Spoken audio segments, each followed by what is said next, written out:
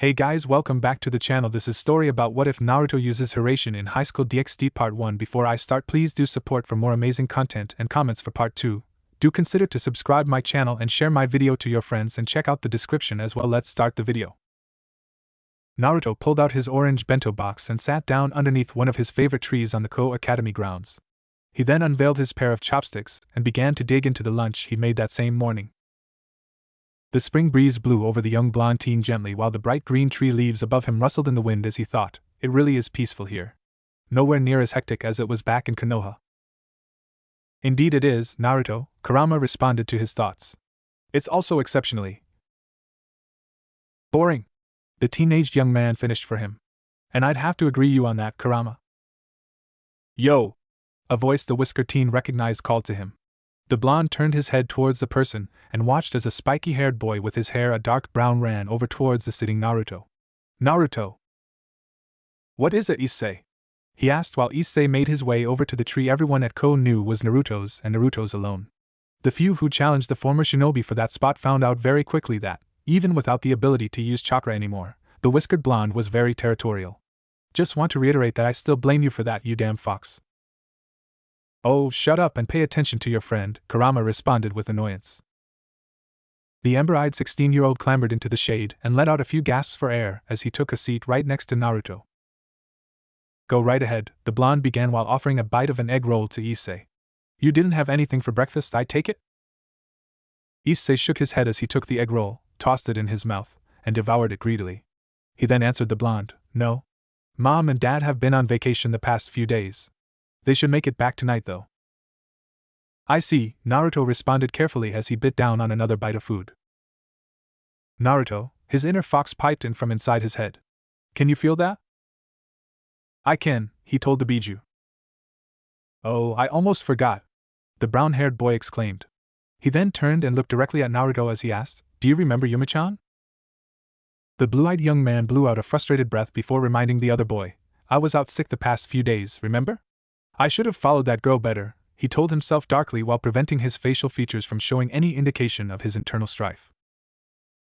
You'd have been slaughtered and you know it, Kurama reiterated for him. Face it, without chakra, all you can really do is sense presences. Had you gone after someone on even her level of power, as you are now, you'd be dead. Naruto's face twitched at the blunt statement from his inner partner. He was well aware of that fact, but having it pointed out in such a manner wasn't called for in his mind. Oh, Issei blinked dumbly at Naruto's answer to his query. I guess I forgot that I never introduced you to her. But do you think I'm a liar like Matsuda and Motohama? Naruto openly snorted at the question as he told the boy, Issei, you're many things, weak as a newborn, just as hard-headed as I am, and quite possibly the biggest pervert I've ever had the pleasure of meeting, and believe me when I say that actually means something positive. But a liar? No way. You couldn't lie to save your life. Back where I'm from, a 6-year-old could lie better than you.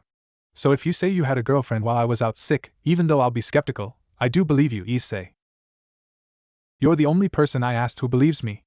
The naive boy cried as he then wrapped Naruto in a hug that left the blonde feeling slightly uncomfortable since he could now feel his shoulder getting a little damp.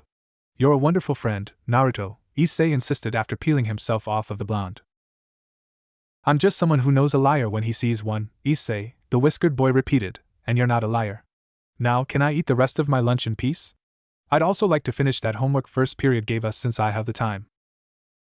Issei Hayato stood up and let out a few chuckles as he told Naruto, You're way too serious about that stuff, Naruto. You ought to be focusing on getting your hands on some girls before we graduate like me. I mean, can physics offer you the splendid view and feeling that a wonderful pair of a pay can? Well, I say you should focus on losing your virginity before claiming I prefer class over, Naruto fired back teasingly at the teen, making Issei freeze and stare at him in shock. You mean Issei stammered in reply. Yep, the whisker teen chuckled as the perverted boy's jaw went slack. It was back before I came to Tokyo, and no, I won't give you any details, he told Issei sternly as the gold-eyed teen made to ask. All I'll say is this, fit women have amazing bodies, Issei. The perverted boy then turned and sprinted away from the cackling blonde at full speed. As Issei made his way further away in his dust cloud, Naruto heard, Even Naruto has seen a real pair before me. The world is just too cruel. What did you just say? The voice of Matsuda echoed over the grounds. Did you just say what I think you said? Motohama added on. Naruto lost his virginity before us. Both other members of the perverted trio screamed in disbelief so loud it left an echo over the entire academy. Meanwhile, Naruto was currently rolling on the ground and shaking in semi-silent laughter at the reactions that particular bombshell had gotten out of the perverse Sannin. I wonder how bad the rumor mill's gonna make that bit of news. He thought aloud after ceasing his chuckles and managing to prop his back up against the trunk of the tree. I was never one to care for gossip, Kurama chimed in, that was more Matatabi, but what these humans in this world come up with never leaves me unentertained. I'll give you that, the whiskered blonde replied verbally. He then looked to his left and noticed a group of girls standing about 30 yards away from him, and realized just who was always followed around by that many females at once. Hey there, Kiba, he greeted his fellow blonde politely as the group of fangirls followed the heartthrob around campus. Hello there, Uzumaki-san, Kiba Yuto returned with a polite nod, smile, and wave of his hand. How are you today? Can't really complain, he shrugged back in answer. I was right, he then thought. Issei's aura now feels like how Kiba, Kaneko-chan, and the entire student councils feel. Just what happened yesterday? He silently wondered. I can't tell you, the gigantic fox in his belly repeated. While the powers from all those people and now Issei feel quite dark, it's not necessarily evil. That's good to know, Yuto answered the other blonde. Well, I must be going, Uzumaki-san. Class is about to begin again. The whiskered, spiky-headed teen replied with a shrug. I may not even bother going back today. Exams are still a few months away, after all. No need to rush. The pretty boy with the fangirls shook his head in bemusement before saying, No wonder people seem to think you're a delinquent, Uzumaki-san. Skipping class? My teachers can't really complain though, he fired back. Last I checked I was 4th in the year. 3rd now, apparently, Kiba informed him, making the former shinobi raise an inquisitive eyebrow at how he'd gotten that bit of information since not even his teachers knew that yet.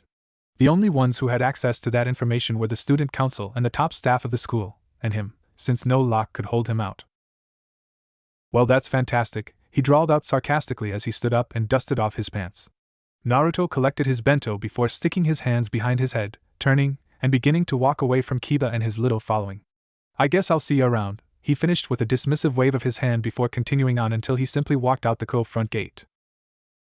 The former shinobi whistled a jaunty tune to himself as he made his way across town and to the apartment he was currently calling home. He made certain to always keep his eyes looking out for any of those pesky police officers, as they were called, because the first time he'd skipped class they dragged him back to it, as it was apparently against the law for someone his age not being in school during school hours. Assholes. Naruto walked into the practically empty building and made his way straight to the elevator. Once the slinging doors had opened he entered, pressed a button for the top floor, and rode the machine up to the floor his room was on.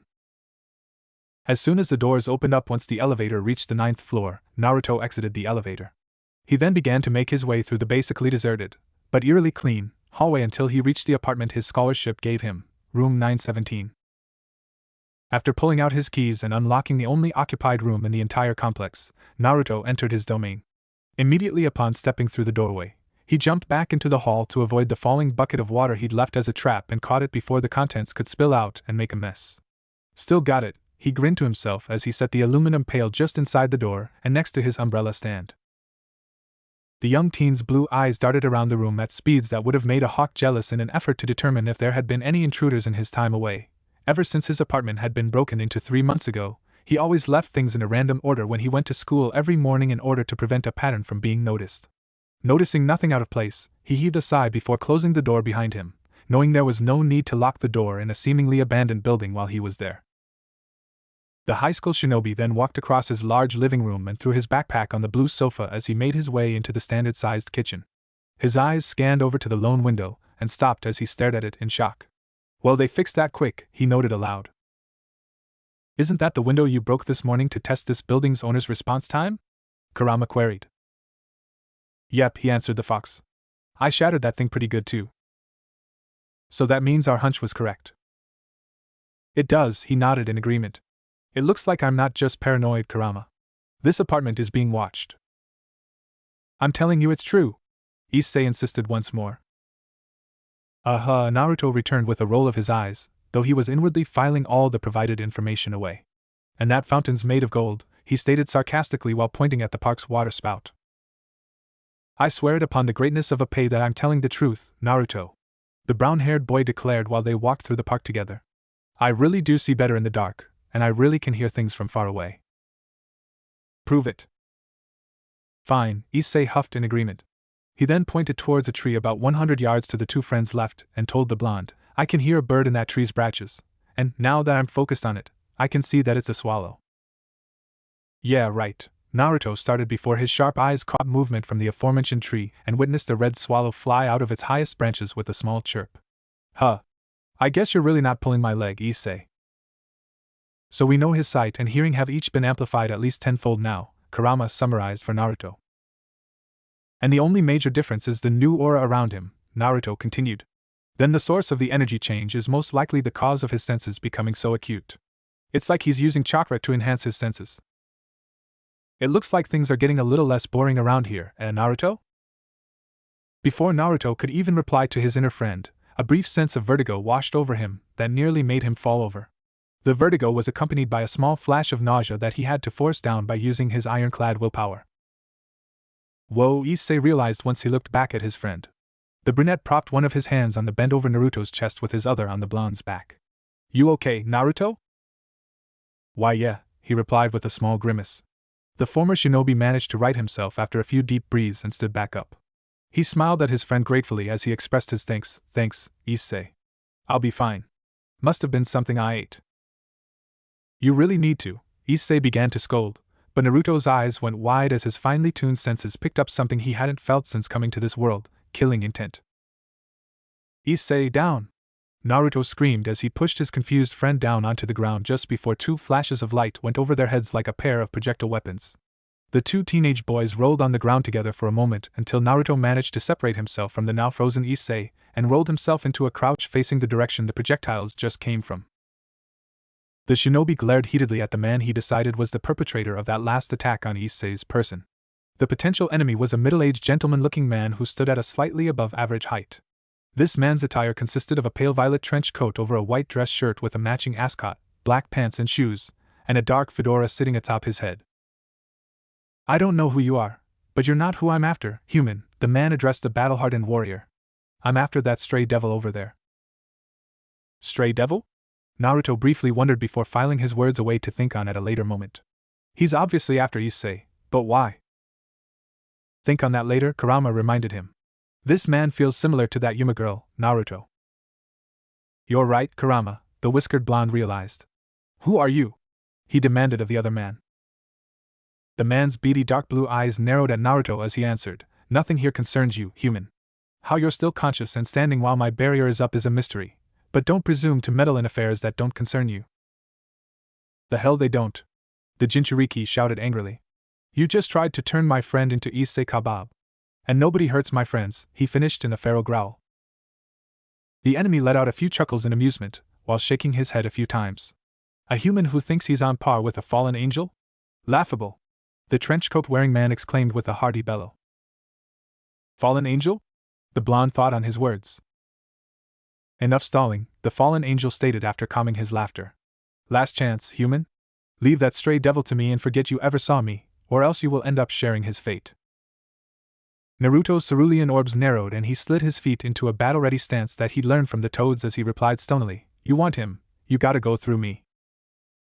An insane grin crossed over the fallen angel's face as he heard Naruto's answer to his warnings. Very well, he agreed ominously. If that's your wish, then you can join that devil in oblivion, he declared with relish as a jagged spear with a two-pronged tip appeared in his hands and charged at the blonde. Fast. The shinobi realized as the enemy crossed the 30 yards between them in just over a full second. He then ducked under a horizontal swipe at his neck and countered quickly with a strong right fist buried into the man's gut. But predictable, he finished with a grin as his enemy doubled over and gasped from breath. Naruto quickly jumped back out of reach from that glowing spear while the fallen angel gathered himself. Mad chuckles that would have frozen most men came from the older enemy, but Naruto had dealt with Orochimaru's crazy cackling, so he felt no fear of the man. Naruto! Issei exclaimed in shock, but Naruto's eyes never strayed from his opponent. Stay back, Issei, the shinobi ordered icily, making Issei freeze at his tone. He's after you, and to do that he'll need to make it past me. But... No buts! Naruto shouted intensely as his thoughts briefly ventured down an alley he'd rather they didn't. I can handle this guy. Even without my chakra, he finished in an unheard mumble for himself. Is that so? The fallen angel asked with a sense of superiority that made Naruto sick to his stomach. Well then, why don't we test that? He screamed insanely as he threw his spear at the blonde. Not feeling like testing out the type of damage that self-made weapon could dish out, Naruto ducked to the side before falling backwards into his hands in order to avoid the man's fist. He then utilized his flexibility to get out of the way of another punch and spear thrust before executing a back handspring to separate himself from the opponent. However, the fallen angel wasn't letting him get away. Once he'd landed on his feet, Naruto had to spin to his right in order to avoid another spear thrust. Naruto and his opponent then engaged in a deadly dance where the blonde ducked, spun, and twisted his body away from the new kunai-looking spear of his enemy while continually being forced to retreat backwards.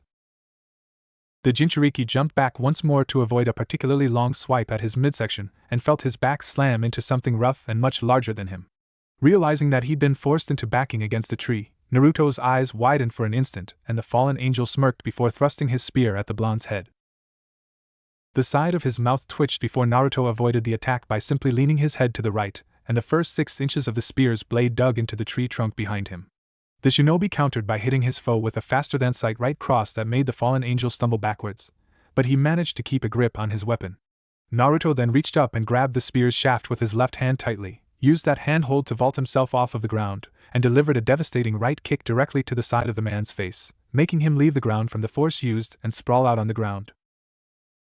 The spear then dissipated in the air while he'd still been holding it, forcing Naruto to spin in the air to counteract his momentum and land on one knee in a crouch. The blonde then stood up and sucked in a few greedy breaths, as he felt his lungs burn from the effort he'd had to exert in the last 10 minutes. If that much got me this winded, then I must really be losing my touch, he gasped out between rasps. Just goes to show how much you shinobi all relied on chakra to enhance your abilities, Kurama pointed out lazily. That guy was on par with a green chunin at best, and he actually put you on the ropes until he gave you that chance, Naruto. No, he petulantly denied while visualizing the smirk crossing Kurama's massive face. I was simply lulling him into a false sense of security so he'd let his guard down. Whatever helps you sleep at night, the fox snorted patronizingly. Well, he conceded to his friend, it has been 6 months since I actually was able to really, seriously train. Naruto! Issei's frantic voice broke Naruto out of his mental debate and made him turn to see the brown-haired boy running over to his side. Are you okay, Issei? Naruto asked with concern in his tone. Any of his attacks end up hitting you? The golden-eyed youth shook his head in the negative before his eyes lit up and he began. But that was so cool, Naruto. I didn't know you could fight like that. Why didn't you ever say you could? Can you teach me how to fight like that? How long have you been able to kick ass like that? Okay, Naruto stopped him before he hyperventilated. Breathe, Issei. The boy did as instructed and Naruto began to answer your questions. You never asked, I can teach you a little but not all, and for as long as I can remember. Sweet! Issei proclaimed gleefully with stars in his eyes and a fist thrown into the air. I'm buds with the biggest badass at Ko and nobody but me knows it! He exclaimed as he began to make his way away from Naruto, and towards the defeated fallen angel. Now Naruto's gonna teach me how to be just as much of a badass and the girls won't be able to stay away from me. They'll be all, oh Issei! You're so strong! Please let me bear your children! I'll finally achieve my dream of seeing a real pair of Apei without needing to peek. Issei, you really shouldn't, Naruto started to warn his friend, but his breath hitched as he saw the supposedly unconscious man's fingers twitch. Issei, move! He commanded as his body moved towards his friend. You're mine, devil! The fallen angel screamed with glee as he suddenly sprouted 2 black, feathery wings and used them to lift his body from the ground before summoning one more spear of light and charging at the stunned Issei. As the fallen angel beat his wings furiously and got closer far too fast for him to react, Issei could only close his eyes and hold his breath while awaiting his end. The sound of a wet splurge caused the brown-haired youth to open his eyes and freeze in shock at the sight his eyes recorded for him. Naruto stood in front of him with the man's kunai-shaped spear pierced completely through his stomach. The blonde stood strong as his fierce blue eyes glared at his killer with such complete fury in them that even Issei was cowed even though the look wasn't directed in his direction. Both of the shinobi's shaking arms gripped the spear tightly and held it there. You will not harm my friend! Naruto howled at the fallen angel before pulling his left hand off of the spear and connecting a harsh uppercut into the enemy's jaw, sending the winged man into the air. As the man flapped his wings once to steady himself in the air and set his jaw again, Naruto coughed out a thick glob of blood and fell to his knees while pain racked his body. The spear of light then disappeared, and the sudden lack of anything in his body forced the former shinobi to fall on the ground face first, while a puddle of blood began to pool beneath his shivering body. Damn it! He mentally cursed as his mind began to blank out. Am I really going to die here? Kurama, can't you do your healing me thing? I only wish I could, Naruto, Kurama responded with melancholy. However, without open tenketsu, my chakra can't flow through your body. Looks like this really is the end, kid. A few moments of silence passed once Naruto felt that news sink in. But what'll happen to you? He asked timidly. I mean, won't you just reform after a few years like you would back in the elemental nations? I doubt it, Naruto, the Biju answered with a resigned air. Back there was enough residual chakra in the air for a Biju to reform after a few years. But here, where there isn't even the faintest whiff of chakra in the world. I'm sorry, Kurama, Naruto apologized to his friend. My useless hero streak was the death of us both, just like you told me after the war. Yeah, Kurama agreed sadly. I only wish it wasn't truly the end. Well, you know what that headmaster called death in that book series I read after making it here, right? The next great adventure. The last thing Naruto's eyes recorded for him was a flash of bright, crimson light. Rias Gremry and her peerage were preparing to make themselves known as soon as Hayate's friend, Naruto Uzumaki, had fallen to the fallen angel's spear of light. A pity, the despicable creature in the air spoke with a sneer. He would have made a fine familiar. Issei was still frozen at the sight he'd just been forced to witness, and Rias couldn't blame him at all for it. To watch as a close friend gave their life to save yours was supposed to be a very traumatic event. He must be in shock, the crimson-haired young woman thought with a slight frown. Akino, Kiba, Kaneko, she then called, and all of the available members of her peerage looked to her. Be ready. If the fallen angel makes another move towards Issei, then we will intervene. Hi, Bucho, each of them acknowledged with a nod. Show me a glimpse, Issei, Rias silently implored of him. This should be more than enough to awaken your sacred gear. Show me why I had to use all 8 pawn pieces on you. She'd planned on helping him obtain his sacred gear after explaining everything about yesterday and today to him, but she recognized that this scene would likely be a shortcut for him to awaken his power. If anything, the sacred gear awakening would help convince him even more than just knowledge of who that Amano Yuma girl really was to him. Well, I suppose that is the fate of those who don't understand their weakness. The crow in the air mocked Uzumaki's sacrifice, making Rias clench her fist in anger. Such a sacrifice is not to be mocked, she thought in rage. And Naruto, Issei called out in a broken voice that hurt the Gremry heiress more than she thought it would. The stricken young man fell to his knees in the puddle of dark red liquid, making the reflection of the moon ripple. Come on, man, he nearly begged. This isn't funny. Get up! He cried out in desperation as a few tears fell from his golden eyes and dripped off of his chin. Get up, he truly begged of the blonde on the ground, but there was no reaction from him at all. Issei's tear-stained face then looked up into the distorted night sky and a blood-curdling scream tore from his throat, and that scream made Rias' decision for her. The azure-eyed beauty felt a tug on her skirt and looked down to see her rook, Kaneko, looking up at her with pleading eyes. Bucho? She asked in her usual monotone, but Rias had been around the girl long enough to notice the sadness in her eyes. Uzumaki had been kind to her whenever she'd been caught tailing him under her king's orders. The Gremry heiress simply nodded to her and assured, Don't worry, Kaneko. I will. He proved he has abilities we could use in his fight, and Uzumaki-kun's presence would help settle Issei back down after tonight. The rook nodded in acceptance before both she and the busted woman resumed watching the scene play out. You, Issei growled out with such complete venom that it took Rias completely by surprise. You did this, he accused of the fallen angel as the man landed on the ground. The crow gave a sinister grin in response as he picked his fedora up off the ground, dusted it off with his hand, and put it back on his head. Yes, he responded without remorse. I killed that devil lover, and you're next. The fallen angel then created another spear of light and prepared to throw it at the unmoving, still kneeling, Issei, and Rias called to her knight, Kiba. Right.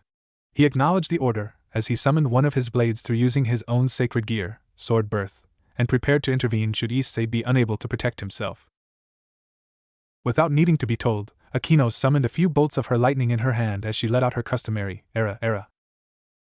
Just as the fallen angel made to throw his spear at the still pawn, Rias felt a power surge come from the newest member of her peerage.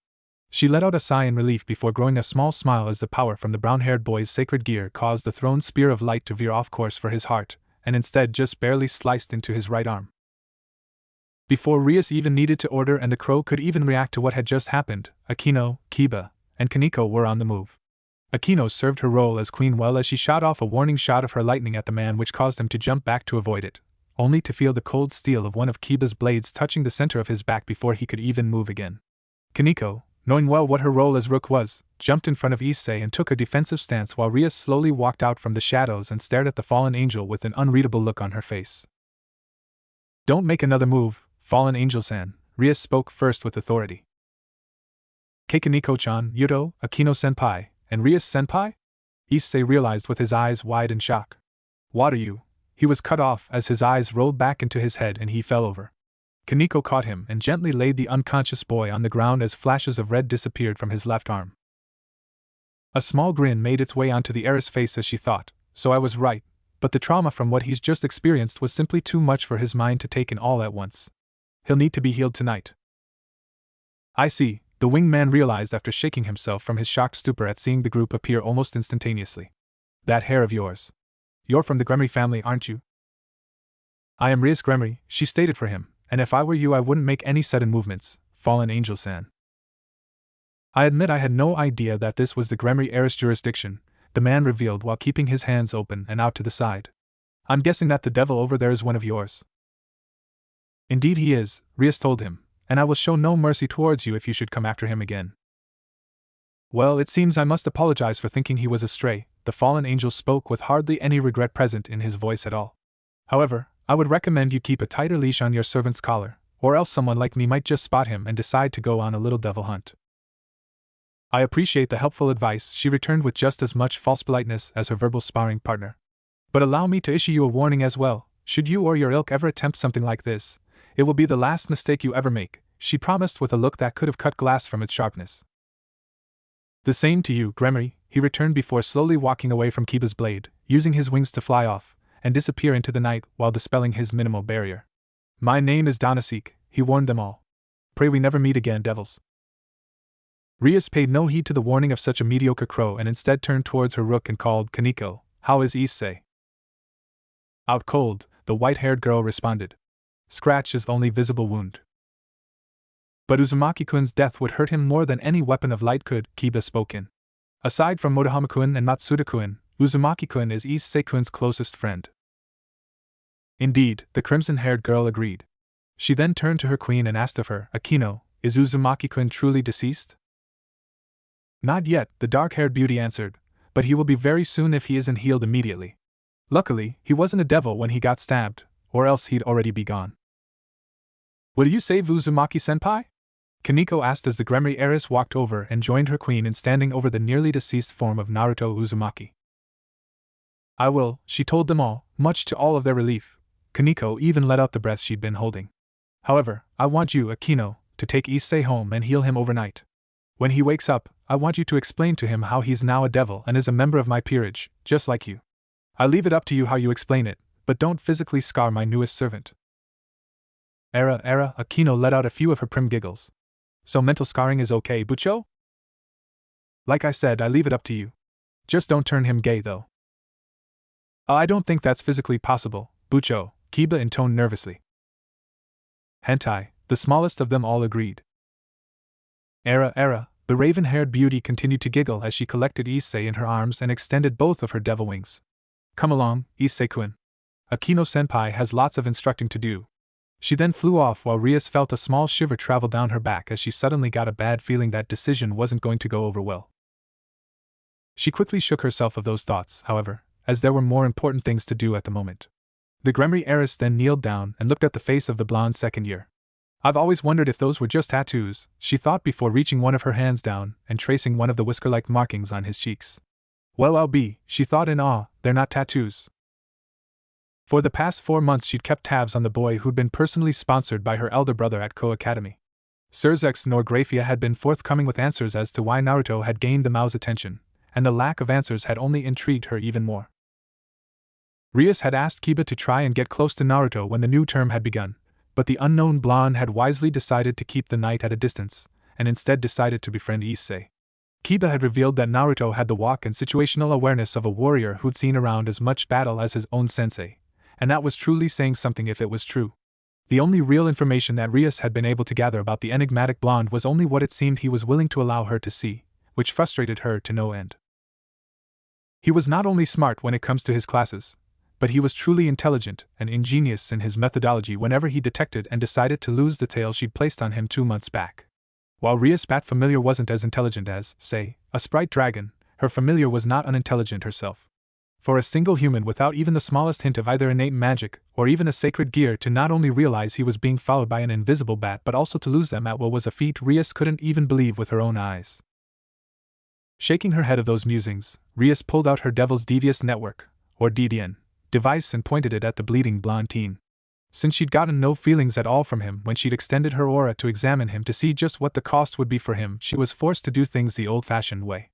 The crimson-haired heiress then pressed a few buttons on the display screen and awaited the device to finish its scan and calculate the exact value of Naruto in terms of evil pieces. Huh! Rias was dumbfounded as the device showed in bold red letters error. Hunk of junk must be broken, she mumbled tersely as she then put it away into a magic circle. I guess it's guess and check then. I really hate this method though. We'll start with the knight, she told the unhearing blonde on the ground. You proved you're already quite quick, Naruto, so I suppose that a knight's speed would make you just as if not even faster than Kiba. The heiress then took out a horse-headed, red glass chess piece and placed it on top of the boy's chest right above his heart. She then summoned all of her magic and demonic power forward in order to create the appropriate magic circle. A large red magic circle appeared above Naruto's prone body and Rias began the appropriate chant to make Naruto into a reincarnated devil. I, Rias Gremry, do hereby order you in my name, heed my call, Naruto Uzumaki. Tie your soul to this world and become a devil of my house. You shall become my knight, and rejoice in your new life. However, when she opened her eyes and looked down, Rias was positively flabbergasted to discover that literally nothing had changed from when before she'd begun the chant. The magic circle still remained circling above the semi-dead teen, and the evil piece hadn't even reacted to the ritual at all. It was as if she just tried to turn a stone into her knight. Oh, was that supposed to happen, Bucho? Kiba asked nervously. Trouble? Kaneko queried. At the very least there should have been something, Rias grumbled to herself as she tuned out her 2 present servants. A sign of rejection, not enough value in the piece, something. I've never even heard of this complete lack of the reaction before. Maybe the rook will work instead. It is worth 2 more in value than the knight. It should at least be worth a try. The heiress then took out her red rook piece and exchanged its place with the knight piece. Rias followed that action by repeating the process with the rook, but was rewarded with another no reaction. Bishop, she tried. Nothing. Knight and bishop. Nothing again. Knight and rook. Nothing once more. Bishop and rook. Nada. Knight, bishop, and rook. Zippo. What is wrong with you? She shrieked in frustration at the oblivious blonde while she let out a few pants from the exertion trying to do what she just attempted did to her energy reserves. Evil pieces were made to reincarnate anything from this dimension into a devil. Humans, yokai, dragons, it doesn't matter. So long as it lives, the evil pieces can work on it. And I got mine from Beelzebub-sama himself. Ugh. If only I'd had another mutation piece besides Gasper's. She then stopped cold and blinked dumbly as her last statement finally registered in her mind, and it caused her to remember something. Oh wait. I do have another one. She then reached into her uniform's pocket and pulled out an evil piece she'd only received 2 weeks ago. Surzex had assured her that it would serve its purpose in reincarnating someone, but since it had the same reaction to Issei that all her current pieces had just had to Naruto, she'd assumed that it was just a faulty piece. Maybe you're supposed to work here, she spoke to the piece. It's not like anything else is working here. An unspoken rule about the evil piece system was that each evil piece looked exactly like the chess pieces that the system based off of. The pawns looked like the pawn, the bishops looked like the bishop, and so on and so forth. Even the standard mutation pieces like the chess piece they were originally based off of before they absorbed the powers of other pieces. This one, however, didn't resemble any known chess piece at all. It had an odd swirl-fashion outer armor that coiled up the piece's 3-inch length until it reached the peak, where 2 horn-like protrusions extended out perpendicular to one another. While Rias had no idea as to what she was supposed to claim this piece as, she somehow felt like there was some kind of connection between the piece she held and the blonde on the ground now that she focused on the piece. Well, let's see if this works, she mused aloud. The Gremry heiress then placed the unnamed piece onto the blonde's chest over his heart and chanted, I, Rias Gremry, do hereby command you in my name, heed my call, Naruto Uzumaki. Tie your soul to this world and become a devil of my house. You shall become my devil and rejoice in your new life." A small tug of her lips' corners was the only outward sign that Rias was in fact pleased by the sight as she watched the unique piece glow brightly in response to her call. The slowly spinning magic circle then began to descend towards the whiskered teen and continued on through his body until it ceased its drop once it reached the concrete below him. To signal the end of the ceremony, the unique piece flashed brightly once and then sank into the blonde's chest and bonded with his very DNA. An exhausted sigh came from the crimson-haired beauty as she let her arms fall down to her side. She then called to Kaneko, "Can you check on him for me, please? I'm too exhausted to trust my senses right now." "Hi, Bucho," Kaneko answered her. The rook then walked over to Naruto and kneeled down at his side. She gave him a cursory once-over with her heightened senses and innate Nikomata abilities before checking his vitals with her fingers and saying, "Alive. He'll make it." "What a relief," Rias spoke as she let out a thankful breath. "But the wound isn't healing." "What did you say, Kaneko?" Kiba asked of the youngest in the group before their master could. "Funny feeling from it," the cat-like girl explained briefly while pointing at the open wood. "Will need healing as well." "It could just be his body's reaction to the residual light particles left from that spear," the blonde swordsman offered a possible explanation. Kaneko merely shook her head and repeated, "Funny feeling. Not from fallen angel. Not sure from where. Wasn't there before ritual though." "While you could be right, Kiba," Rias chimed in before the two could continue, "I'd rather not take the chance. The piece I just used on Uzumaki-kun here was a unique piece Oniai-sama gave me 2 weeks ago through Graphia. I never got any explanation of it out of her though, so we don't know how the piece will react to his body. It would most likely be safest if I take him home and heal his wounds overnight." "But Bucho." "I appreciate your concern, Kiba," she stopped him before he could offer his protest with a small smile on her face. "Really, I do. However, me staying with Uzumaki-kun is not just so I can heal his body. It lets me be the first person he sees in the morning so that I can answer any immediately concerning questions he no doubt will have. In cases of unknowing reincarnation, like both Issei and Uzumaki-kun are, it is better for the master or someone the master trusts absolutely to explain their situation to them in order to prevent them from drawing incorrect conclusions. Now then," she then directed to her 2 servants. "You two go on home and get some sleep. I'll contact you tomorrow after Akino and I have spoken about what will have happened tomorrow morning and decide on an action to take." "Hi, Bucho," Kiba accepted reluctantly while Kaneko merely gave the king a nod in response. The pair of devils then each summoned a magic circle and teleported on to their individual homes. "Now for you," Rias turned towards the steadily breathing almost corpse. She then started digging around in his pants and jacket for some kind of identity so she could find an address since she'd never been able to find his actual living address before. Not even Sona's records had one. "Aha!" she exclaimed victoriously after finding his ID card deep in his pants left pocket. "Now, to get you home and healed up." Focusing on the address on the ID, she summoned a teleportation magic circle and the 2 devils disappeared from the park, with only a puddle of blood reflecting the moon's pale glow as a sign that anything had occurred that night at all. Rias didn't notice the faint outline of red that covered Naruto's wound's inner walls. The sound of water droplets dripping into an even larger pool of liquid echoed off the humongous chamber's solid walls. A single drop fell from the room's ceiling and splattered over Naruto's whiskered left cheek, making his face twitch in reaction. His cerulean eyes then slowly creaked open and both orbs sent to his mind his current location. "About time you wake," a deep, powerful, booming voice rumbled from seemingly all around him. "You're lucky I'm so patient with you, kid." The spiky-haired blonde then sat up slowly while letting out a tired moan and rubbing at his eyes.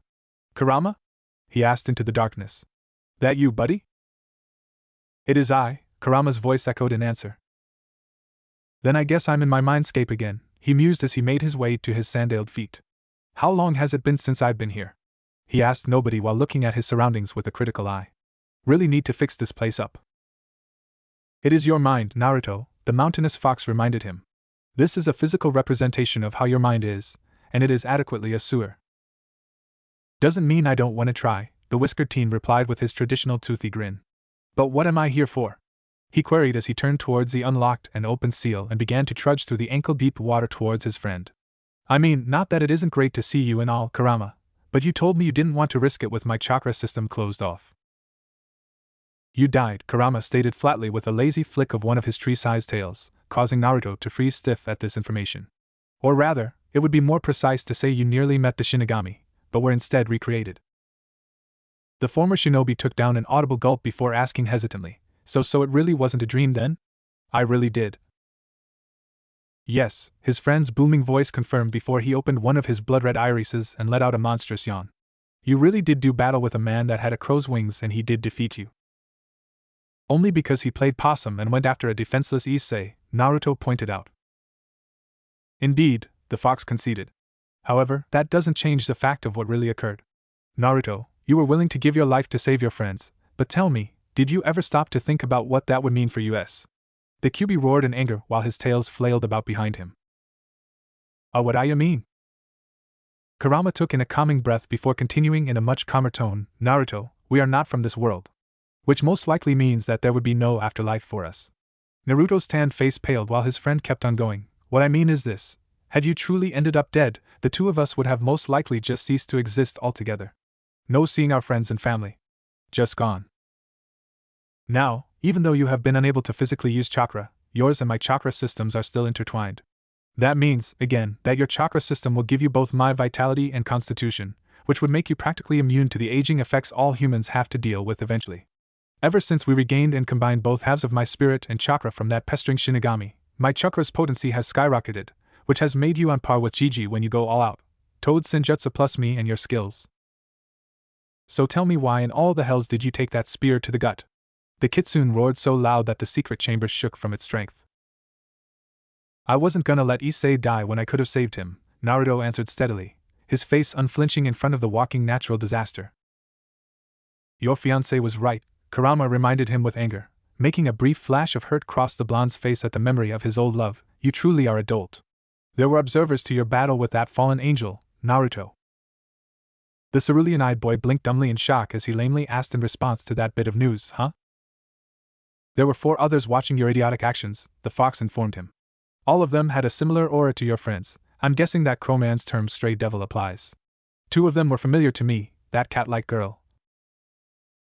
Kaneko-chan, Uzumaki intoned. And that blonde with the curse of fangirls, the orange giant finished, unperturbed by the interruption. That'd be Kiba Yuto, Naruto told his friend. You know, it isn't really that hard to remember their names, Kurama. What do I care? He sniffed derisively in response to the blonde's point. I'm not the one speaking with them. What about the other 2? The whiskered shinobi asked. You said that there were 4 observers. Kiba and Kaneko only make 2. The other 2 I didn't recognize, but I do know I've felt their presences at your school before, Kurama answered. Both of their auras made me believe they are much more powerful than that fallen angel, or any of the other supposed stray devils. To make it so you could understand, those 2 were jounin compared to the genin to chunin rank of the others. So they'd be the leaders of this group of stray devils then? Naruto figured aloud. That'd be my guess, the orange fox confirmed. So what you're saying is I shouldn't have gotten in that fight at all? The blonde guessed at what his friend's point was for all this. No, the giant Biju denied, making the shinobi blink in confusion at this turn of events. Those 4 presences didn't arrive until after you engaged that crowman. What I'm saying is that you needn't have taken that spear to the stomach. My guess is that, even if Issei wasn't aware of it, he now belongs to this group of stray devils and they came to assist him against that fallen angel. It is plainly obvious that the Jiraiya reincarnation doesn't have a clue on how to defend himself in real combat. That's true, Naruto chuckled while smiling as he remembered his time with his godfather. He then stopped once he realized something and shouted, You said someone recreated me. 17 and you're still that slow, how? Kurama asked rhetorically with a small shake of his huge head, making the blonde grumble under his breath at the jab. Yes, someone did do something to your body, Naruto. What? He screamed as he began to panic as he recalled all the torturous experiences his former sensei had gotten the 2 of them into on their training trip. His mind continued to come up with worse and worse possibilities as he continued to shriek, Oh my God, what did they do? What did they do? Am I still me? Am I still a boy? Be silent, Naruto. The giant ordered in a bellow that made the panicky blonde cease his sprinting around. Now, from what I can tell, very little, if any, alterations have been made to your physical form. Oh, thank heaven, he breathed out in relief, only to get a sharp pain in his head. Oh. What the hell was that for? He demanded of his friend. I didn't do anything to you, the kitsune denied with a slight wince as well. All I can tell you is that it came from outside. Then why the hell do I feel like Bachan just kicked me upside the head? How should I know? Isn't it kind of your job to know everything? Naruto quipped. Hardly, Kurama told him lazily as he returned to laying on his haunches while his tails curled about his body. I don't really know anything about this world. The only thing I can tell you, though, is that something happened last night after you blacked out and that the inner workings of your body are different from before. How so? He asked with a serious look on his face. Ero-sennin always told me to take care of my body and to know it inside and out. I'm not entirely certain, the orange-furred Biju answered him. There seem to be a few modifications to your chakra network. From what I can tell, all 8 gates seem to be open now. Naruto's eyes suddenly went wide from the shock caused by hearing this. But there also doesn't appear to be any negative effects on your body from this development. Also, possibly because of the gates being open perpetually, your chakra network is flowing much stronger and faster than before. Wow, the blue-eyed teen breathed out in wonder as he began to feel overwhelmed from hearing that piece of news. So I'm gonna be a walking, talking middle finger to Bushy Brows and Bushier Brow Sensei's ultimate kinjutsu? Sweet, he thought with a grin on his face. So what does all that mean, Kurama? I would think that it means all of your chakra-based abilities will need to be relearned due to how potent your chakra has suddenly become, he replied. Should you attempt a Rasengan as you are now, you'd end up blowing your arm clean off from the shoulder down. Sweet, the shinobi grinned his vulpine smile. He then thought about that and frowned before asking, so I'm guessing that means I'm gonna need to learn the basics again, doesn't it? Kurama's toothy, foxy grin was all the answer he needed. Crap! Naruto groaned. I hated tree walking. And there's not even any trees that I can practice on. Then I would recommend only using your taijutsu for now, Kurama advised. While I don't doubt your speed and strength have wildly increased, they should be easy for you to adjust to. A week at most, I think. Using some of your father's seals would no doubt help to contain this new physical prowess as well. Naruto rolled his eyes in an exasperated fashion before reminding Kurama, even if they could, all my stuff from back in Konoha is sealed away, and since you seem to have forgotten, I can't access any of it without being able to use chakra on the Fuinjutsu. One of the Biju's mighty, human-like hands then came up and smacked his face at hearing Naruto's reminder. How can one single human be this dense? He mumbled while running his hand down his snout. You're an imbecile, Naruto, he berated, making Naruto let out an indignant. And I really can't believe I've got to spell this out when I've practically told you already, but here we go, your tenketsu are all open now. The silence that followed that revelation was practically deafening in the chamber. Naruto was stuck standing there stock still while the eerie drip of water into the pool at his feet echoed. The blonde's eyes were as large as aquamarine dinner plates and his mouth opened and closed periodically without uttering any coherent words for a few minutes. You mean I can use chakra again? The shinobi finally managed to piece together in a scream of disbelief. Indeed, you utterly dense buffoon, Kurama confirmed lazily. I'm starting to think this world's science is right about humans being closely related to chimps. You're certainly as idiotic as that damned monkey Son Goku. Naruto raised his right arm over his eyes in order to prevent the early morning sun's rays from blinding his sleep-addled retinas. In an attempt to retreat, he attempted to completely turn his body away from the window and onto his stomach, but found he couldn't due to something keeping his left side still. Now realizing that there was a source of warmth to his left, Naruto opened his eyes and turned his head that way. Whatever was the cause of the heat was clutching onto his left arm tightly, and refused to let him go no matter how much he attempted to gently remove his appendage from underneath the orange comforter. Slightly shifting in the bed, a single lock of a unique shade of hair poked out from beneath the sheets. Not registering the color but now curious as to whom his apparent bedsharer was, Naruto then reached across his body with his free hand, gripped the edge of the bedsheet, and pulled it down just enough to reveal the heat source hair and face. The teenage blonde sucked in a sharp breath and his mind completely awoke while simultaneously freezing at the same moment that he was able to place a name to that beautiful face, Rias Gremory. A few strands of a disheveled, bed-headed mane of crimson fell around her stunning heart-shaped face and framed the sleeping beauty's face wonderfully as a few rays from the morning sun shone upon her slightly parted lips as they slowly breathed in and out in her rest. My God, she's an angel! He couldn't help but think before wincing as another headache suddenly made itself known to him.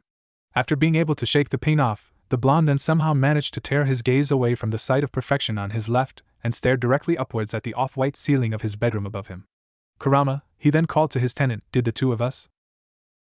Not that I know, the Biju answered him. The blue-eyed teen then peeked under the portion of the covers covering him, and it became glaringly obvious that his body was certainly pleased with his bedmate's presence. Well, I'm naked, he made known while somehow not freaking out. The former shinobi then briefly glanced over towards his left, and he thought aloud, did she? No, we didn't, A voice he didn't recognize came from his left, making him blink in surprise since he hadn't felt her shift at all on the bed. In case you're wondering, I didn't steal your virginity, Uzumaki-kun, though some do tend to think that we still do that. Not really knowing how else to react, he turned towards the now smirking and very naked, now that he got a good look at her and could feel skin on his left arm, woman holding onto his left arm like it was a body pillow, and greeted with a small smile, "Good morning. Did you sleep well? And kinda hard to steal something that doesn't exist anymore." "Good morning to you, too," the crimson-haired goddess returned with a warm smile on her face, "and I did once I finished your healing. Also, so many girls will be disheartened to hear that, Uzumaki-kun," she finished while flashing him a playful smirk. "Just Naruto is fine," he insisted. "I mean, if we've shared a bed together naked, I think we can call each other by our first names. Don't you agree, Rias-chan?" He finished with a foxy grin, stretching his whiskered cheeks. The gorgeous woman grew a dangerous grin before she leaned her head over and whispered directly into his ear, "I suppose so, Naruto-kun." Good heavens! He thought with wide eyes as a shiver traveled down his spine. Are you absolutely certain we didn't do it?" he hurriedly asked. "Not while I was awake," she answered him. "Hold on a minute while I check." Rias then let go of his arm and turned her body to where she was facing away from him, only now her very fine rear end was being pushed directly into Naruto's leg. Holy shit! The blonde youth mentally screamed as he began to feel exceptionally flustered now. Not even Sakura's was. "We didn't," the young woman assured him while tossing the slightly red-faced teen a smirk over her shoulder. She then pushed herself up off of the mattress and sat up while stretching her arms over her head and arching her back like a cat, all the meanwhile unashamedly granting Naruto a perfect view of her assets. The whiskered teen quickly turned his body onto its right side and curled his legs in a vain hope of hiding his little friend down below. He then shut his eyes tight while a single thought made itself known in his head after seeing that perfect pair of mama. "By Gigi's horns," Kurama spoke up in awe. "This woman is even more brazen than I thought possible in this world. I never thought a human." The voice in Naruto's head then cut off suddenly, making the shinobi wonder as to why. "Kurama?" he called to his friend. "You okay there, buddy? I know she's got an amazing pair on her and all that might have actually made even Enko jealous, but I never thought it'd affect you." "Stupid!" the fox howled in his head, making Naruto grimace at the volume. "I can't believe I didn't recognize it. Naruto, look, she's..." "Are you alright, Naruto-kun?" Rias asked from her position on the bed that hadn't shifted in the slightest since he'd assumed the fetal position. "No doubt you have many questions you wish to ask. Now is the time. Don't you want to take a shower and freshen up first?" he offered while refusing to turn his head for fear of being caught staring. He'd seen what Tsunade did to Jiraiya every time she'd caught the old pervert gawking, and had no desire to even take that risk. "I can make breakfast if you want. Pancakes sound fine?" "That does sound delicious, but I've never been one to procrastinate." She shot down his attempt to buy time to regain his composure and control his other brain. "I can take a shower at the clubhouse after we make it to school, as I don't think you have a ladies' bathroom necessities." "Shit! How can I turn this situation around?" he thought in a panic. The blonde then added on, "And why do I suddenly feel like I'm in one of Ero Senin's books all of a sudden?" "Come now," Rias chided politely, and Naruto could just sense that she was looking at him with a victorious grin and with her hands on her hips. "School is in a few hours, Naruto-kun. We don't have all day to do this, you know?" "Get dressed," he mumbled as a request. "Why?" "Can't focus." The crimson-haired beauty let out a melodious laugh at his childish-sounding reply, causing his cheeks to burn while he hid them from her sight. "Okay," she conceded to him, making him let out a sigh in relief. The young woman let out a few more chuckles at his expense, making the embarrassed boy pout. "Can you hand me my underwear then? I left them on the bedside table next to you." Shutting his cerulean eyes tight and willing himself to not think about just what kind of underwear she'd wear, Naruto blindly reached his hand out towards his nightstand and began the search for the appropriate garments. After a few minutes of fumbling around, knocking over and hearing objects break on the floor, grumbling curses under his breath, and bearing Rias' laughter at him, his lone hand enclosed over a pair of silky fabric pieces of cloth that he was able to recognize as a woman's bra and panties. He immediately shot his hand above his torso and waited for his still laughing bedmate to take her underwear and put it on. A still chuckling young beauty took her clothes from the stiff blonde with a smile he just knew was on her face based on past experience. While he may not be a virgin anymore, he'd never been able to get comfortable with being in the same bed as someone he'd not remembered climbing into with in the first place. Enko-sensei's greatest disappointment in that department, Naruto recalled sadly with a small frown. The sound of fabric rustling behind him preceded Rias finally telling him the words he wanted to hear, but would never want to hear if this situation happened to be different. Okay, I'm not nude anymore, Naruto-kun. It is safe to look. You'll have to forgive me if I sound skeptical, he grumbled back, making her chuckle once more. I've seen what the Kendo Club does to Issei when they catch him. Damn you, Ero-senin! He mentally screamed as he just couldn't help but picture his godfather's grinning face. Now I won't ever be able to look at Rias-chan without picturing her naked. Try as hard as Sakura had, not even her strength could rid Naruto of corruption that ran that deep. Regardless, we're burning daylight, Rias insisted. You have questions to ask, and I have answers to give. To start with, all you experienced last night was, in fact, real. I already know, Naruto responded steadily while still remaining cradled, still refusing to look at the now barely clothed beauty in his bed for fear of retribution. Well, you're not in denial then, the youthful girl noted out loud. Good. That takes care of the hardest part of finding out you're now one of my servant devils. The whiskered blonde cerulean eyes blinked dumbly in response as he was stunned from her words. Come again? He asked after a brief moment of silence. I said that it was good you weren't in denial, since that's the hardest part, she replied with a hint of amusement in her tone. No, he told her, finally managing to sit up in the bed before turning around and creating and maintaining direct eye-to-eye contact. His own blue eyes stared right into her amused azure pair, and he queried with a curious edge, that last part. The corner of the crimson-haired woman's mouth twitched upwards and she repeated for him, You're now a devil, Naruto Uzumaki. A reincarnated devil belonging to my house. I thought that was what you said, he responded to her statement with a small nod. The former Hokage heir apparent took in a deep, steadying breath to hold in his temper at her words as he felt a feeling of rage begin to build up. Calm down, Naruto, he told himself. You don't have all the information yet. Let's not jump to conclusions here. Why don't we continue this in the living room, Rias-chan? Neither of us are dressed for a reality-shattering conversation, and I usually make it a point to never make any stupid decisions until after I've had my morning shower. What a coincidence, she replied with a grin, so do I. Then you won't mind waiting a little bit while I clean myself up from last night? Not at all, she told him with a small smile. The devil girl then climbed off of the bed and collected her clothing. I'll be waiting, Naruto-kun, she told him with a teasing smile as she left his bedroom with a sway in her step. The shinobi let out a sigh as he then climbed out of his bed with him absently thinking, now I'm gonna need to wash my sheets again. He then went over and into his bedroom-attached bathroom, climbed in the shower after grabbing a fresh towel, turned the shower up to its hottest setting, and began to go through his morning routine like always. Naruto, Kurama called to him. Yeah, he returned. What I was about to say before that Rias girl interrupted was this, she was there last night. I'm guessing that she was one of the two presences you couldn't place a face to, Naruto provided as he squeezed his nearly empty shampoo bottle into his hand before running the haircare product through his naturally spiky locks. Indeed, the fox confirmed for him. And if I'm right, then she's the strongest out of that entire group of devils. The blonde let out a breath as he simply stood under the shower head and allowed the hot water to run down his body while he kept his eyes closed. Then she may not be lying, after all, he figured.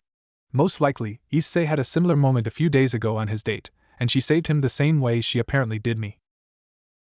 By making you both into her servants as devils, Kurama concluded. Let's check my body and see if there's anything aside from what you already told me about that seems out of place, Naruto suggested. Since you're technically a part of my chakra network now, can you run a diagnostic for me? Already am, the Biju informed him. Aside from what I could find last night, while you were semi-dead, I see two major differences in your body now. Okay, the whiskered teen replied as he turned off his shower and was temporarily blinded by the steam as he opened the frosted glass stall. What are they? Well, for one, the inner fox began, this first one seemingly has nothing to do with your chakra circulatory system. This one seems to be a type of natural energy reserve of some kind. Too small for you to store senjutsu chakra with, though. I'd heard rumors of devil's magic being studied in the occult research club before. The shinobi offered a potential explanation as he dried his hair with his blue towel, which, now that I think about it, Rias-chan is the club bucho. Maybe it's supposed to be my reservoir for magic power as a devil?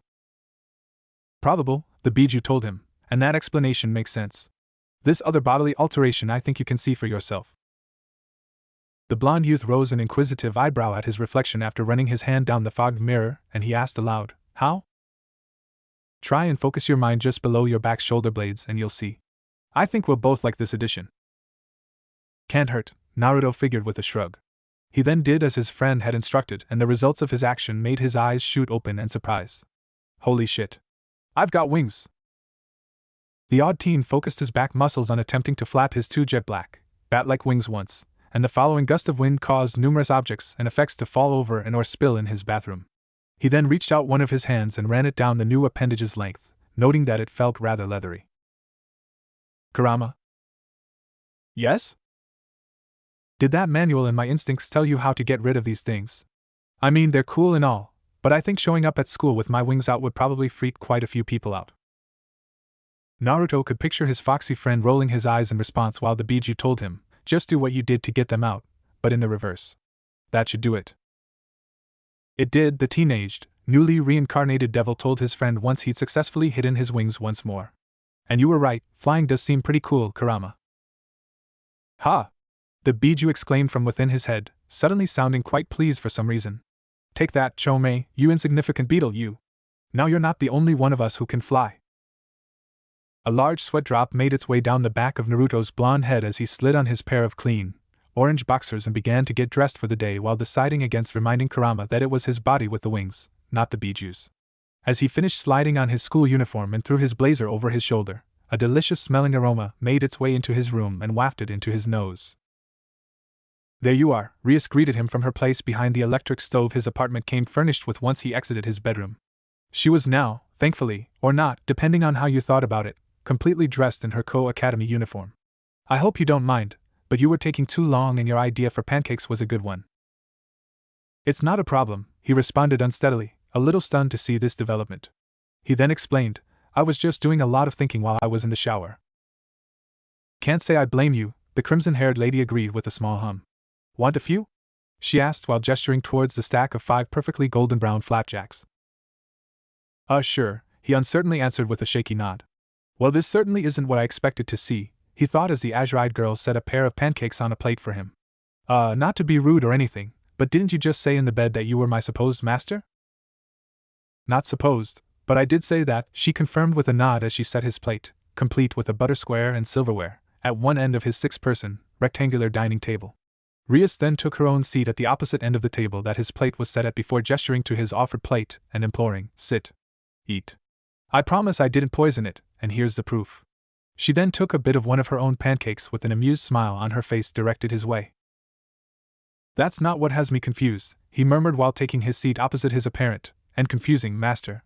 So you're a devil, he started lamely as he began to slice his 2 flapjacks with his fork. I am, the young woman nodded as she raised another square of perfectly done dough, and so are you now. So what conclusions did your thinking come to?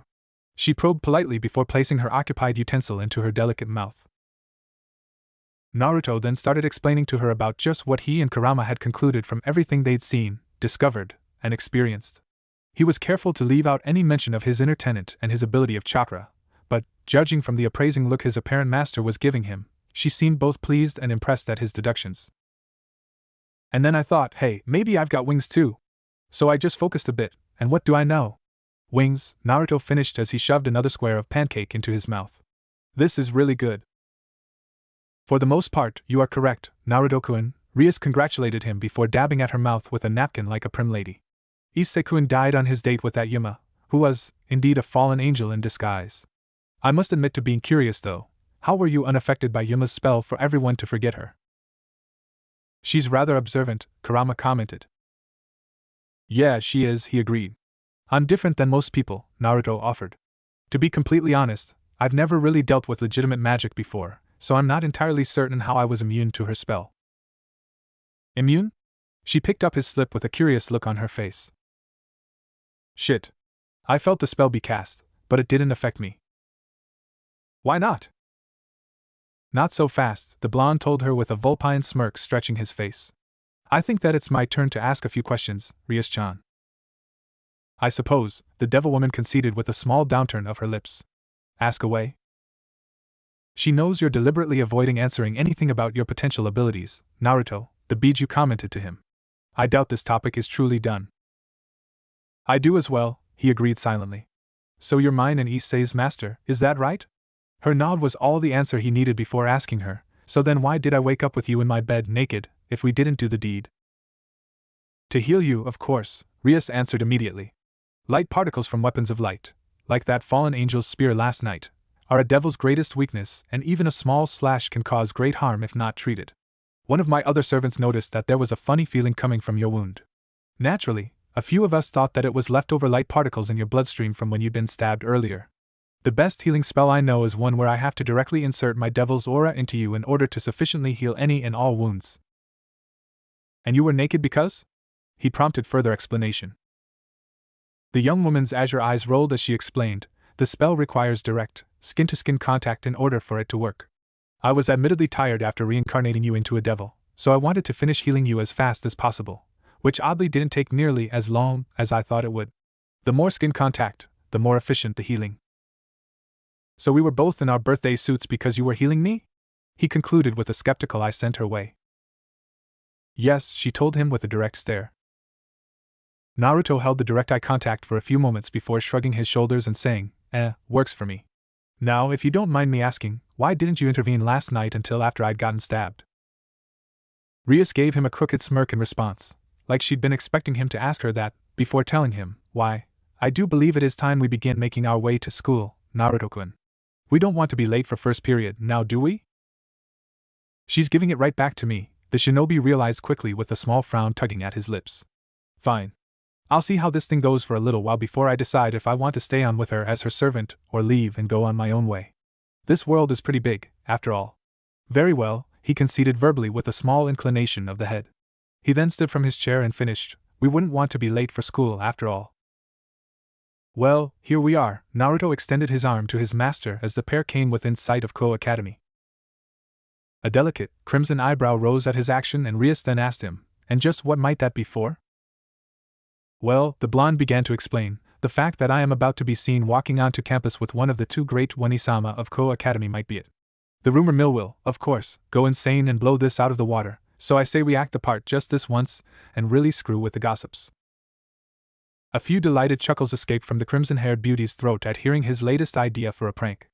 Okay, she agreed before she wrapped one of her arms in his offered one, but only just this once to mess with everyone. No lying about what didn't happen last night. I will make it my first official order if I must. I would never lie about taking a maiden's chastity, Naruto assured her in an overly dramatic, gentlemanly fashion. I doubt even Issei would ever sink that low, and if he would then I must beat it out of him. Disciplining the servant's behavior is the master's job, Naruto-kun, she reminded him with a small, pleased smile. Then count it as a dispute between friends if you must, he insisted. Before Rias could return fire and continue their playful back-and-forth banter, the two both heard from behind them, Era. Aren't you two getting along just fine, Bucho? The two with the linked arms turned together, and witnessed a slightly panicked Issei following a pleased Akino Himejima. What in the Naruto wondered before it clicked in his head. She must be the last presents you picked up, Kurama. She is, Kurama confirmed for him. Akino, Rias greeted her fellow female with a small inclination of the head. She then turned and spoke directly to Issei, good morning to you, Issei-kun. Issei's frantic golden eyes shot upwards and he quickly looked around, like he was afraid something might come out and bite him or something. When he finally realized just who had greeted him though, the brown-haired boy managed to calm himself down before returning the greeting with an uneasy, forced formal tone, good morning, Gremory-sama. How are you on this fine day? I am fine, she answered him while Naruto couldn't help but suppress a few snickers at how uncomfortable Issei looked right then. The master then turned towards the Yamato Nadeshiko with a raised eyebrow while she assured Issei, you don't need to be so formal when we're amongst ourselves, Issei, only when we're dealing with a differing devil family who directly addresses you. In all other occurrences, it is perfectly okay for you to refer to me as Bucho since you and Naruto-kun will now be joining the Occult Research Club. Thanks, Bucho, Issei expressed with a nervous glance sent Akino's way that Naruto didn't miss. Akino, this is Naruto Uzumaki, Rias then introduced the blonde to her. Naruto-kun, this is Akino Himejima, my most trusted friend and your fellow servant. Nice to meet you, Akino-san, Naruto offered his greetings first with a respectful inclination of the head. He could already tell that the raven-haired teenage woman had extraordinary power within her just from her aura, though it was an odd mix. Nice to meet you too, Uzumaki-kun, the Japanese beauty returned with a traditional bow from the hips like a shrine Miko would. I look forward to instructing both you and little Issei-kun, she finished, causing Issei to briefly flinch and making Naruto really curious as to why. Shall we then? The blonde asked the two graceful ladies. Rias-chan and I have decided to light the fire of the rumor mill and toss a little gas on it. Would the two of you like to join us? He requested of the other devils. Chan? Issei caught on to how Naruto was speaking of the master, causing him to stop and adopt an inquisitive look sent the shinobi's way. Akino giggled primly. How bold of you, Uzumaki-kun, but I'm certain young Issei-kun wouldn't mind at all if we joined in on your fun. Huh. The unaware boy blinked dumbly at them all until Akino suddenly latched herself onto the perverted boy's left arm, making him let out a high-pitched, girlish scream that caused both Naruto and Rias to briefly lose control of their snickers and openly laugh at the shock present on his face. "AK Akino-senpai!" he exclaimed in shock. Sure, the ponytail-wielding teenage beauty shushed him by putting a delicate forefinger over his lips and bringing her face close to his, making the youngest male there whimper briefly. Issei stilled and she whispered into his ear just barely loud enough for Naruto to overhear due to his heightened senses. Just let it happen, Issei-kun. Just stop resisting and let your senpai have her way. That girl sounds like she's about to rape your friend, Kurama pointed out with a chuckle. Nah. She's probably harmless, Kurama. Besides, it's not really, technically rape if you actually like it, he quipped to the Biju's words, and I highly doubt Issei wouldn't enjoy a single moment of it. Hi, Akino-senpai, the poor boy relented with a resigned sigh. The dark-haired beauty then raised her unoccupied hand and affectionately patted Issei's cheek while complimenting him. Good boy, Issei-kun. Your Akino-senpai will always take care of her cute little kohai. Just what did she do to him? The whiskered blonde whispered to his own partner. I don't know, Rias answered him in a low voice so as to not be overheard while the group of 4 devils made their way to Ko in their pairs. I only told her to make sure she explained just what happened last night, and how he's now a devil, like her. Maybe I should have specified there was to be no training. Don't worry about it, Naruto dismissed her concerns with a lazy wave of his hand, oblivious of the many people now staring at him and the girl on his arm with slack jaws as they passed the Ko front gate. All he'll need is a good peeping and Issei'll be back to normal before the end of the school day. I'll have to trust your judgment on that, his master told him. A few of my other servants had told me about how much of a pervert he is, but can it overcome even a morning's worth of Akino? Without a doubt, he snorted at the notion. Hell, Ero-sennin would get the tar beat out of him, but be back to normal faster than I could blink if another hot babe happened to be in the hot springs. Issei's a stubborn guy, Rias-chan, unknown to the pair, numerous people had just let out gasps at hearing how he just spoken to her. And I do mean stubborn. Never underestimate the power of the super pervert's perversion, or you'll end up surprised beyond belief. You don't know Akino, though, she pointed out. And you don't know Issei, he returned with a wry grin sent her way. Fair point, Rias conceded with a small nod. She then looked around and noticed that they'd since passed through the school's front entrance, and now stood in front of the main staircase. Well, this has been fun, Naruto-kun, but I believe this is where we must part ways. We do have different classes, after all. What? No kiss? He asked with a teasing grin. He then turned around only to see Akino plant a small kiss on Issei's cheek, making the poor boy go stiff as a board and his face grow a rather dopey-looking grin. See, even Issei gets one. What do I get from my master as proof she adores her cute little servants? The crimson-haired beauty grinned up at him before leaning up and whispering in his ear, You got to see me naked, Naruto-kun, and so long as I don't hear about it, I can't discipline you for telling people about it. That seems like a fair deal, the blonde agreed while quickly raising his free hand and pinching his nose shut in order to prevent a nosebleed from running. But will it happen again anytime soon? The smirk that went across the devilish woman's face sent shivers down his back as she huskily whispered into his ear, As often and as many times as I need to. Rias then separated herself from the blonde and began to make her way up the stairs, making the shinobi blush as he watched on, entranced, as her hips swayed from side to side. She then called back over her shoulder with that stupid smirk still on her face, Someone will come to collect both you and Issei-kun after school is over for you both to meet your fellow club members. I'll see you later, Naruto-kun, she teased before blowing him a kiss and continuing on her way up to the 3rd floor for her classes. My god, she's playing me, the whiskered blonde thought in realization. And the really scary thing is, I don't know if I can keep up with her, or if I even want her to stop. The last time I was defeated so badly was with Enko-sensei after the war, and she even decided to teach me the art afterwards. She even gave me her personal stamp of approval. This is even worse than that Mizugake when you went to Kiri for the slug woman, Kurama reminded him.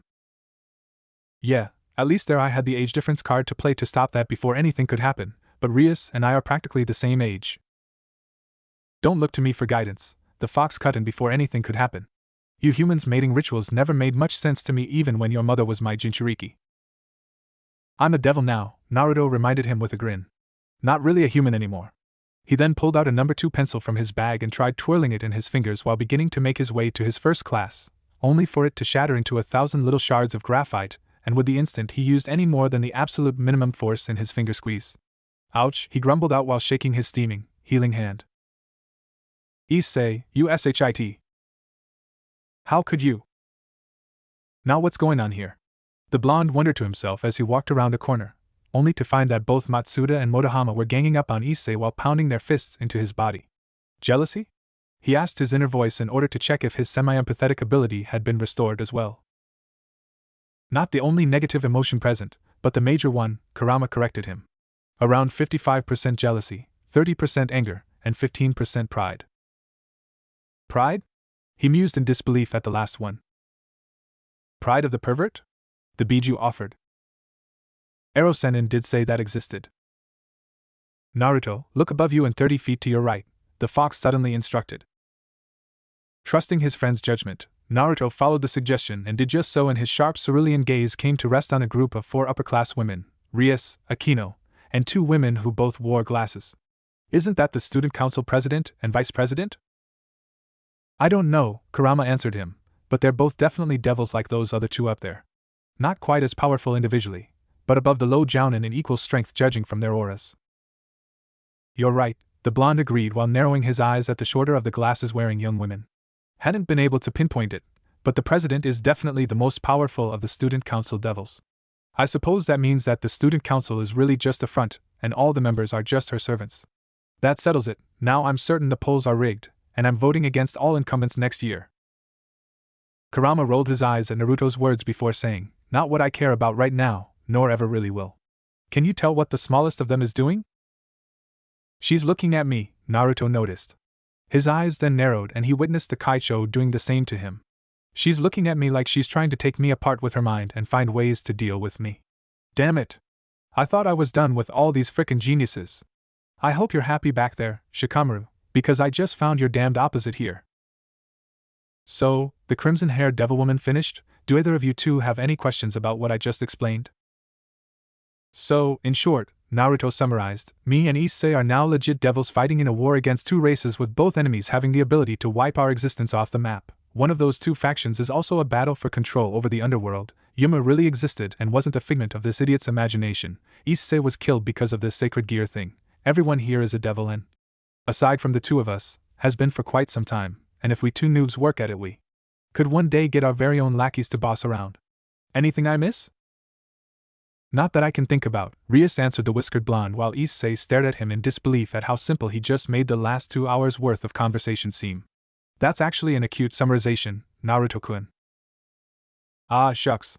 It was nothing, Naruto told her with a lazy swipe of one of his hands while he stealthily snuck his other towards the plate of food on his left. I was never really one for all those dramatic details anyway. Good to keep it short and sweet in my mind. Mine, was all the warning he received before his sneaking hand was suddenly crushed by the small fist of Kaneko, making him jump out of his seat and let out a yelp in pain before blowing on his now red and pulsing appendage. You didn't need to crush my hand, but message received loud and clear, Kaneko-chan, the former shinobi directed towards the stoic girl while he shook his hand, and everyone, minus a shocked Issei, let out simultaneous chuckles at his new discovery. Note to self, don't ever try and steal food from Kaneko-chan, he promised himself. Good gracious, that felt like my hand got stomped on by one of your paws, Kurama. The chibi is stronger than she appears, Kurama informed him well after the fact had been found out through experience. Geez, I hadn't noticed that, he responded sarcastically. Well, since introductions are done and over with, Rias called attention back to her and away from the faint red glow emanating from Naruto's formerly crushed hand. I think I can tell you both about what your first duty as a devil will be tonight. The crimson-haired beauty then snapped her fingers and what had been explained to the blonde as a magic circle appeared over her desk, and out of it came a pair of sacks that landed with an audible thud on her oaken desk. Oh hell no! Naruto shouted in dismay before ducking behind the sofa. He, Issei, and Kaneko were all sitting on so fast that nobody even had the opportunity to see him move. There's no way I'm doing paperwork. I'd rather just walk out and take my chances with those angels and fallen angels than have to sign one document. I thought I was done with that stuff when I got here. He mentally howled while he curled up in a ball and began to cry anime tears down his cheeks. Issei's worried eyes peered over the back of the green sofa and he asked concernedly, "Yo, Naruto, you okay there, buddy? You look like you've just seen a ghost." Naruto mumbled on incoherently and didn't pay any attention to his friend's concerned words. Carpal tunnel. Sign. Paperwork. Bane of Kage's existence. No! Kurama screamed within his mind. No more papers. Flashbacks? Kaneko offered with a few blinks of confusion. Of what? Kiba wondered aloud while scratching the back of his head. Akino watched on with a decidedly amused grin on her face that briefly made Naruto picture a certain violet-haired snake mistress of Konoha. I've never seen him like this, Issei informed everyone while the whiskered blonde continued to speak in gibberish on the floor behind the couch. Well, I do believe that we have discovered Naruto's greatest weakness, Rias spoke to all present members of the Occult Research Club with noticeable mirth dancing behind her eyes. We must make sure the angels and the fallen angels never find out that the easiest way to defeat Naruto is to pull out a stack of papers. However, she then directed towards the blonde currently cradling himself on the ground. I can promise you, Naruto, that these papers aren't paperwork, as you so put it. These are the Gremory summoning magic circles I told you about earlier. All you need to do is hand them out. You don't need to sign them, she finished with a decidedly taunting smirk sent his way. Okay, then, Naruto responded immediately and was suddenly standing next to the azure-eyed beauty, all the way across the room. Everyone stared back and forth from where he'd just been on the floor and where he now stood, at least a good solid 15 feet away, with flummoxed expressions as he asked for clarification. No signing?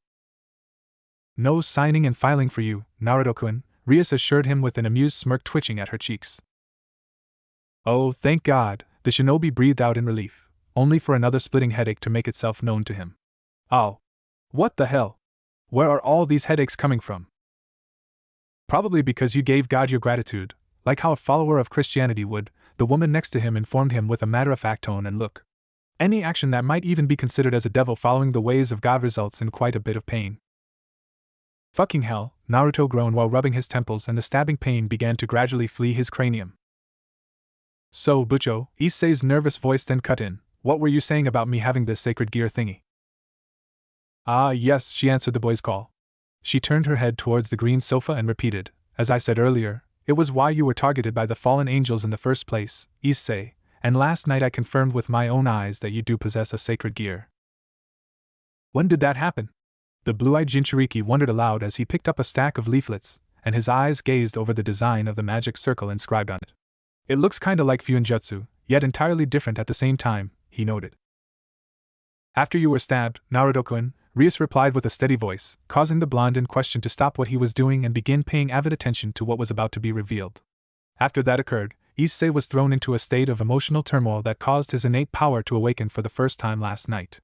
Issei, she then instructed, I want you to tell all of us what was going through your mind after Naruto was stabbed. Issei grimaced at how bland the beauty was speaking of the previous evening's experience, but he stood up steadily and told them all after taking a moment to compose himself. I was pretty sad at first, but then all I could feel was hate, rage, at that man last night. All I wanted to do was rip his wings off his back and stuff them down his throat for what he did to you, Naruto. Then I suddenly felt powerful, like I could not only do that, but then go and find Yuma and do the same to her. Naruto's cerulean orbs locked with his friend's amber irises and silently communicated his gratitude for his friend's thoughts while Rias nodded in acknowledgement of the brown-haired boy's words. Good, she complimented. Now, what I want you to do is focus your energy in your left arm and then call all your power forth in one effort, Issei. Can you do that for me? Hi, Bucho, Issei responded immediately while snapping his arms and legs straight to his sides like how an untrained soldier would. He then closed his eyes tight and his face scrunched up in concentration as he followed their master's instructions. You're doing it all wrong, Issei, Naruto informed him in a calm voice that cut through the budding tension in the room. Don't force it out, guide it, work with it. What you're doing right now just makes you look constipated in front of everyone. Issei's cheeks burned red while everyone else turned and stared at the shinobi with shock apparent on each of their faces. Sure, Naruto, the gold-eyed youth returned with his cheeks still tinged cherry from embarrassment. What? The shinobi asked everyone staring at him. Why is it everyone always assumes that I'm an idiot? He voiced rhetorically. Because you are, the inner Biju piped up. Oh, shut it, you. What he said is true, Issei-kun, The raven-haired young beauty managed to speak first as she looked towards the boy attempting to reawaken his power. It's a fundamental lesson in harnessing your abilities as a devil. Don't force the energy out, but instead show it to where you want it to go. It might be difficult at first, but it gets easier the more you use it. Why yeah, Issei answered her with an appreciative nod for her advice. He then closed his eyes once more, but this time his facial features remained somewhat lax and loose instead of strained and forced. After a few moments of tense silence of apprehension, his golden eyes shot open with a fierce determination within them while he thrust his left arm into the air and called out confidently, "Sacred gear!" A small, pleased grin wormed its way onto Naruto's face as he felt a small surge of power come from his friend's now glowing left hand. A red gauntlet then formed over Issei's wrist and hand and then extended down his forearm while a large green jewel glowed brightly over the dorsal side of the boy's hand covered by the gauntlet. Not too big, but that thing's got quite the potent aura, Naruto noticed silently as the glow died down and Issei blankly stared at his sacred gear in disbelief. Indeed it does, Kurama agreed. The aura is also completely different from his devil's aura. Actually, I believe that it's beginning to pour into his aura and the two are mixing together. Interesting, the blue-eyed former shinobi studied the aura shift through his semi-sixth sense. He could even give me a run for my money if he's trained right. That, Rias' voice broke Naruto away from his ponderings, is your sacred gear, Issei. Whoa, the brown-haired teen breathed out in wonder as he reached out and ran his uncovered hand over the gauntlet's spiky length. I feel awesome. So what does it do? Does it turn me into some giant, unstoppable monster? Not quite, the devilish woman let out a chuckle in amusement. She then walked over and held her hand directly over the sacred gear's jewel, making it glow brightly again, and told Issei, each sacred gear is different. No two are alike. Isn't that right, Kiba? Hi, Bucho, the other blonde devil responded with a knightly bow. Shall I offer a demonstration? Naruto's ears quickly perked up as he heard the opportunity for training present itself, but he deflated once Rias answered the other blonde, not tonight, Kiba. Some other time, perhaps, but not now. For now, she then walked back over to her desk, grabbed a stack of leaflets, and placed them in Naruto's hand. She sprouted a grin and finished, Naruto-kun and Issei need to get started or else they won't even be able to get any sleep tonight. Damn it, the whiskered teen cursed under his breath. I'd hoped all this sacred gear stuff would make you forget about that. Nice try, Naruto-kun, but you'll have to try much harder to distract me, she informed him with a wry smile in place. As it is your first official days as a devil, both you and Issei are currently the lowest of the low, and a good way for a devil to work their way up the totem pole is through gaining summoning contracts.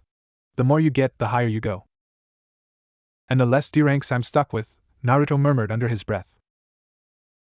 What was that, Naruto-kun? Nothing you need to worry about, Rias-chan. He quickly dismissed her no doubt curious string of questions at his words. The blonde then picked up one of the two 30-pound bags of leaflets, and tossed it at Issei.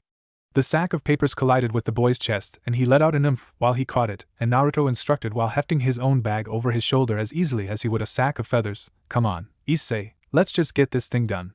Also, put away your sacred gear, all it'll do is attract unwanted attention. Naruto took in a deep breath as he sat atop his apartment building in a meditative pose. He remained still as a breeze blew across his face and rustled his uniform around his body while the midday sun beamed down upon his tanned face. Ugh, it's no use. The blonde suddenly screamed at the sky in frustration. No matter what I do, I can't get any natural energy into my magic container. At this rate I'll end up stuck like Issei. At least a few of your clients don't seem to mind it, Kurama reminded him. Yeah, he responded verbally since there was nobody close enough to overhear him, and even if someone had managed to sneak up on him, no matter how unlikely that would be, all he needed to say was that he was talking to himself. I gotta admit though, this whole being a devil thing hasn't been anything like I thought it'd be. Indeed, the voice inside his head agreed. You weren't wrong about doing D ranks again though.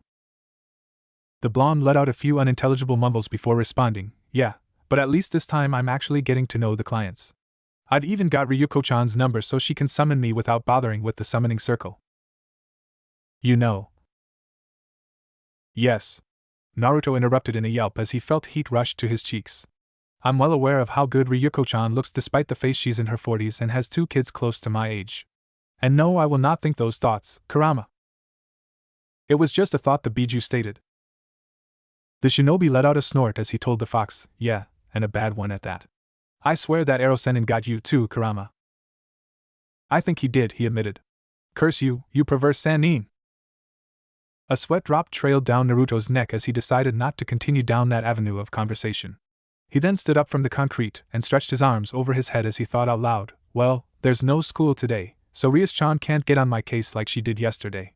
I suppose it's finally time to get reacquainted with my badassery. Don't you agree, Kurama? The gigantic fox within offered no reply before the blonde began to go through the kata for some of his toad-style taijutsu with gusto within his every movement. For a period of over 30 minutes the only sounds atop the nearly abandoned building were the shinobi's grunts as he attempted to grow accustomed to his new physical prowess, and his limbs slashing through the air with a precision Naruto was anything but pleased by. God damn it! He screamed in his disgruntlement. No matter how much I try and hold back, I can't fix this fast enough. If I were to fight Kakashi-sensei right now he'd wipe the floor with me, he grumbled in a dissatisfied huff. Calm down, Naruto, Kurama instructed him from within. You're simply being overly dramatic, and you know that the scarecrow wouldn't even be able to land a blow, you're simply too fast now. True, but I don't feel like I'm flowing from one movement to the next like Ma and Pa taught me, the cerulean-eyed teen returned. I feel like I'm forcing the movements. It's not natural, Kurama, and I'm supposed to be completely in tune with all my body's facets. You just had a massive influx in power, and a series of serious alterations done to your chakra system, the Biju reminded him patiently. Relax, Naruto. You'll get it down soon enough. Right now, just keep at it until you feel things moving at a comfortable speed once more. What I really need is a sparring partner, the blonde youth realized with a small frown. Only problem, there's nobody around I could practice with without risking me killing him. So I guess it's on your own for now. Naruto's blue eyes shot open as his friend's words sprouted an idea in his head that he couldn't believe he hadn't thought of yet. Kurama, you're a genius. Why didn't I think of that already? Because you're an imbecile, the fox answered his rhetorical. Hardy, har, the teenager replied with a deliberate drawl and roll of his eyes. Ain't ever heard that one before. Really? Kurama shot back comfortably. Then you should really get that memory of yours checked, because I'm certain I tell you that at least twice a day. Sarcasm. I know, the QB answered with a crooked smirk. The blonde shinobi took in a deep breath to calm himself back down before throwing his hands together in a familiar hand sign, and he called out, Tajua Kage Bunshin no Jutsu, multi-shadow clone. Immediately upon his usage of his signature technique, dozens of smoke clouds exploded into existence all around him and completely across the empty rooftop. The smoke puffs then dissipated into the air and unveiled over a full 100 solid, physical clones of the whiskered youth. Yash! Naruto exclaimed victoriously as he threw a fist into the air. Thank you, Kakashi-sensei, for this shadow clone training. YOSH. The entire mass of clones followed the original's lead. Alrighty then, the original mused after jumping atop one of the industrial-sized air conditioning units, and started gazing down at his fellow blondes. I want you all to pair up into twos. Half of you are gonna spar with me and the other half are. The blonde shinobi was cut off as a tremendous boom came from within the ranks of clones. The first explosion was then linked together, and multiple others immediately followed until every single clone Naruto had just made had completely dispelled in a blast. The blue-eyed youth was left completely and utterly baffled at what he just witnessed occur. His eyes blinked in confusion at the now barren rooftop, while his jaw hung slack. He rubbed his eyes to check once more only for him to rediscover that what had just happened wasn't fantasy, it was reality. What the hell just happened? Naruto howled at the sky. That's never happened before, well, not unless I wanted them to, but still. Kurama, do you have any idea as to what just went wrong? I have one, the Biju answered him after a small moment spent in contemplation. But let's test my theory first before I tell you it. Just make a single shadow clone this time, Naruto. Okay, he acknowledged before focusing his chakra and creating only a single copy of himself this time. The clone waved at him and Naruto then asked his tenant, okay, now what? Now make another. The blonde shrugged along with his clone before each of them created another clone, making 4 Naruto's total. However, as soon as the new clones were made, Naruto immediately felt like something was off, even though each of the shadow clones all looked exactly alike. Trusting his instincts honed through continuous battle, Naruto quickly jumped away from the group and hid behind another one of the air conditioning units along the rooftop. He then heard 3 shouts of confusion prior to a trio of small explosions go off exactly where he just left his group of Kage Bunshin and noted silently, those were about as large as a small explosive tag.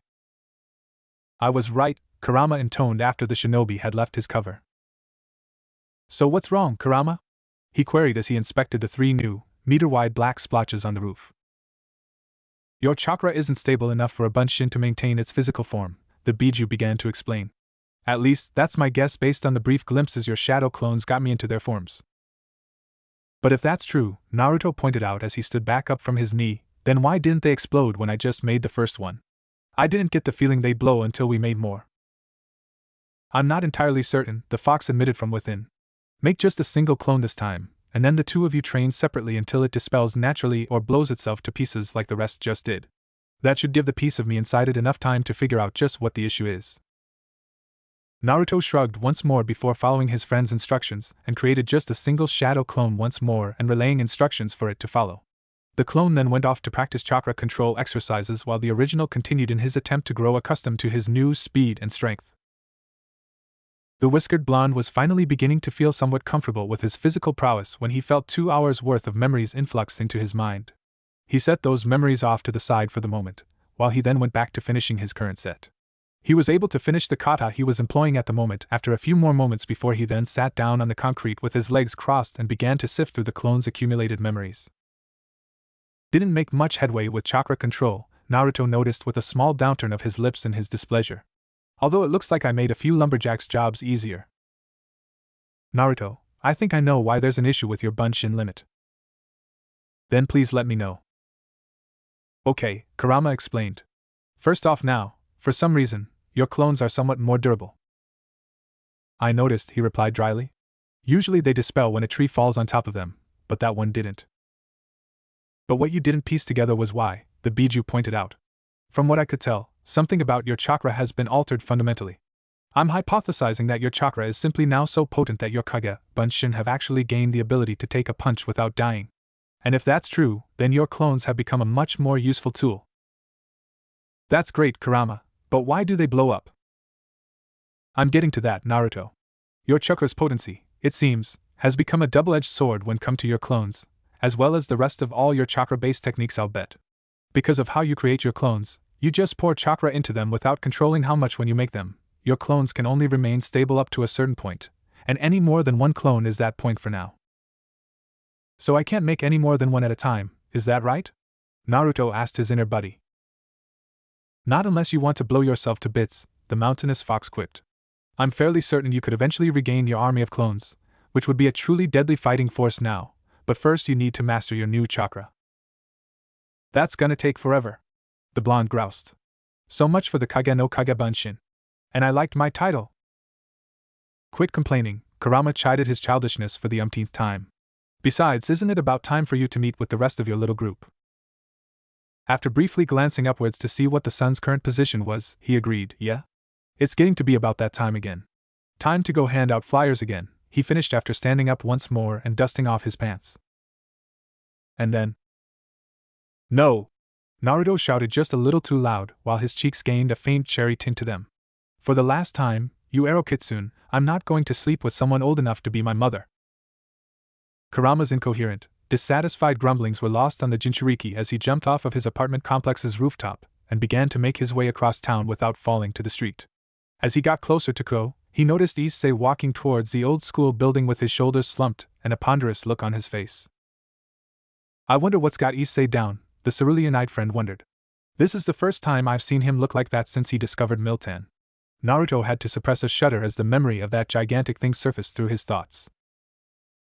I'm still not certain what that creature is, the Biju spoke up with a noticeable shiver. I'd rather deal with those spandex-clad clones back in Konoha.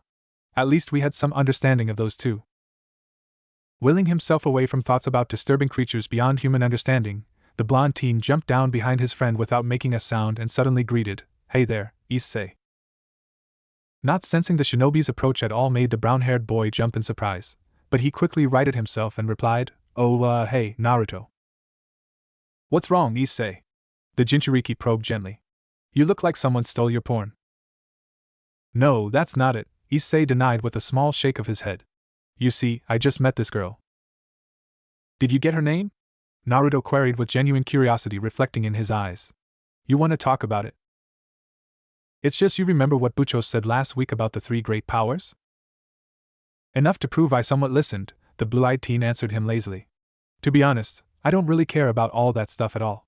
I grew up in war, Issei, and I know from experience that things are rarely as cut and dry as Rias-chan made them seem. I only really care about the people precious to me, and I don't care if they're a devil, fallen angel, or angel.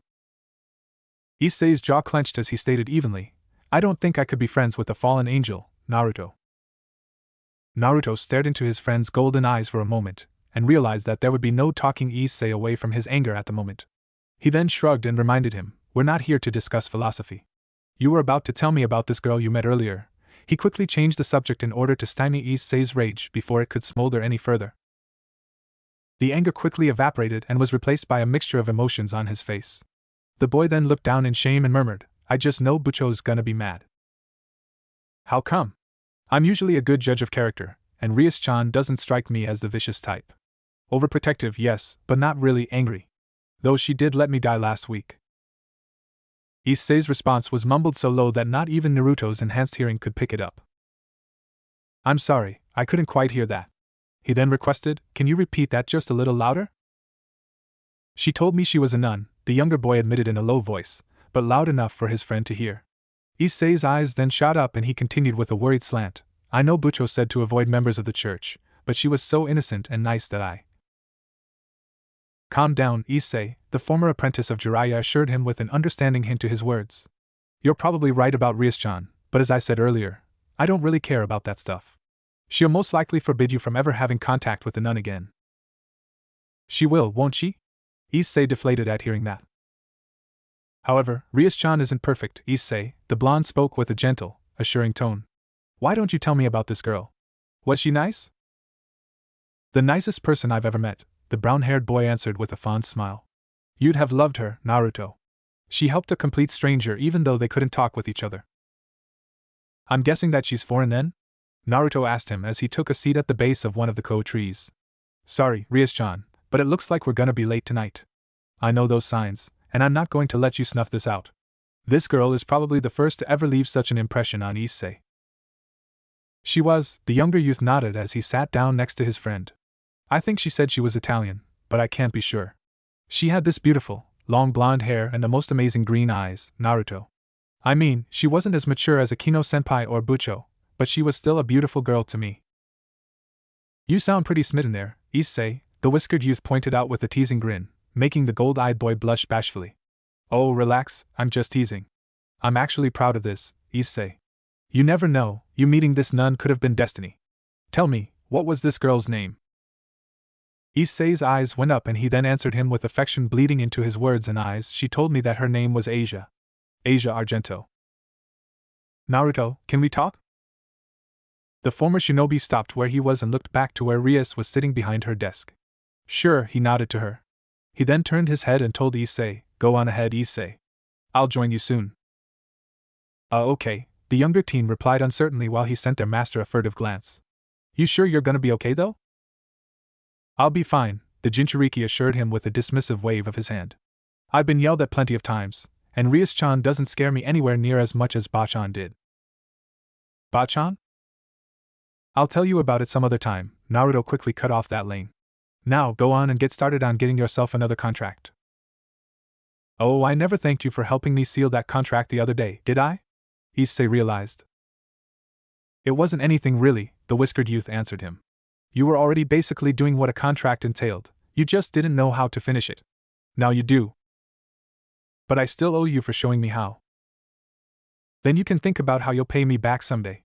The blue-eyed teen then reminded him, Rias-chan wants to talk. I'll join you in a little bit.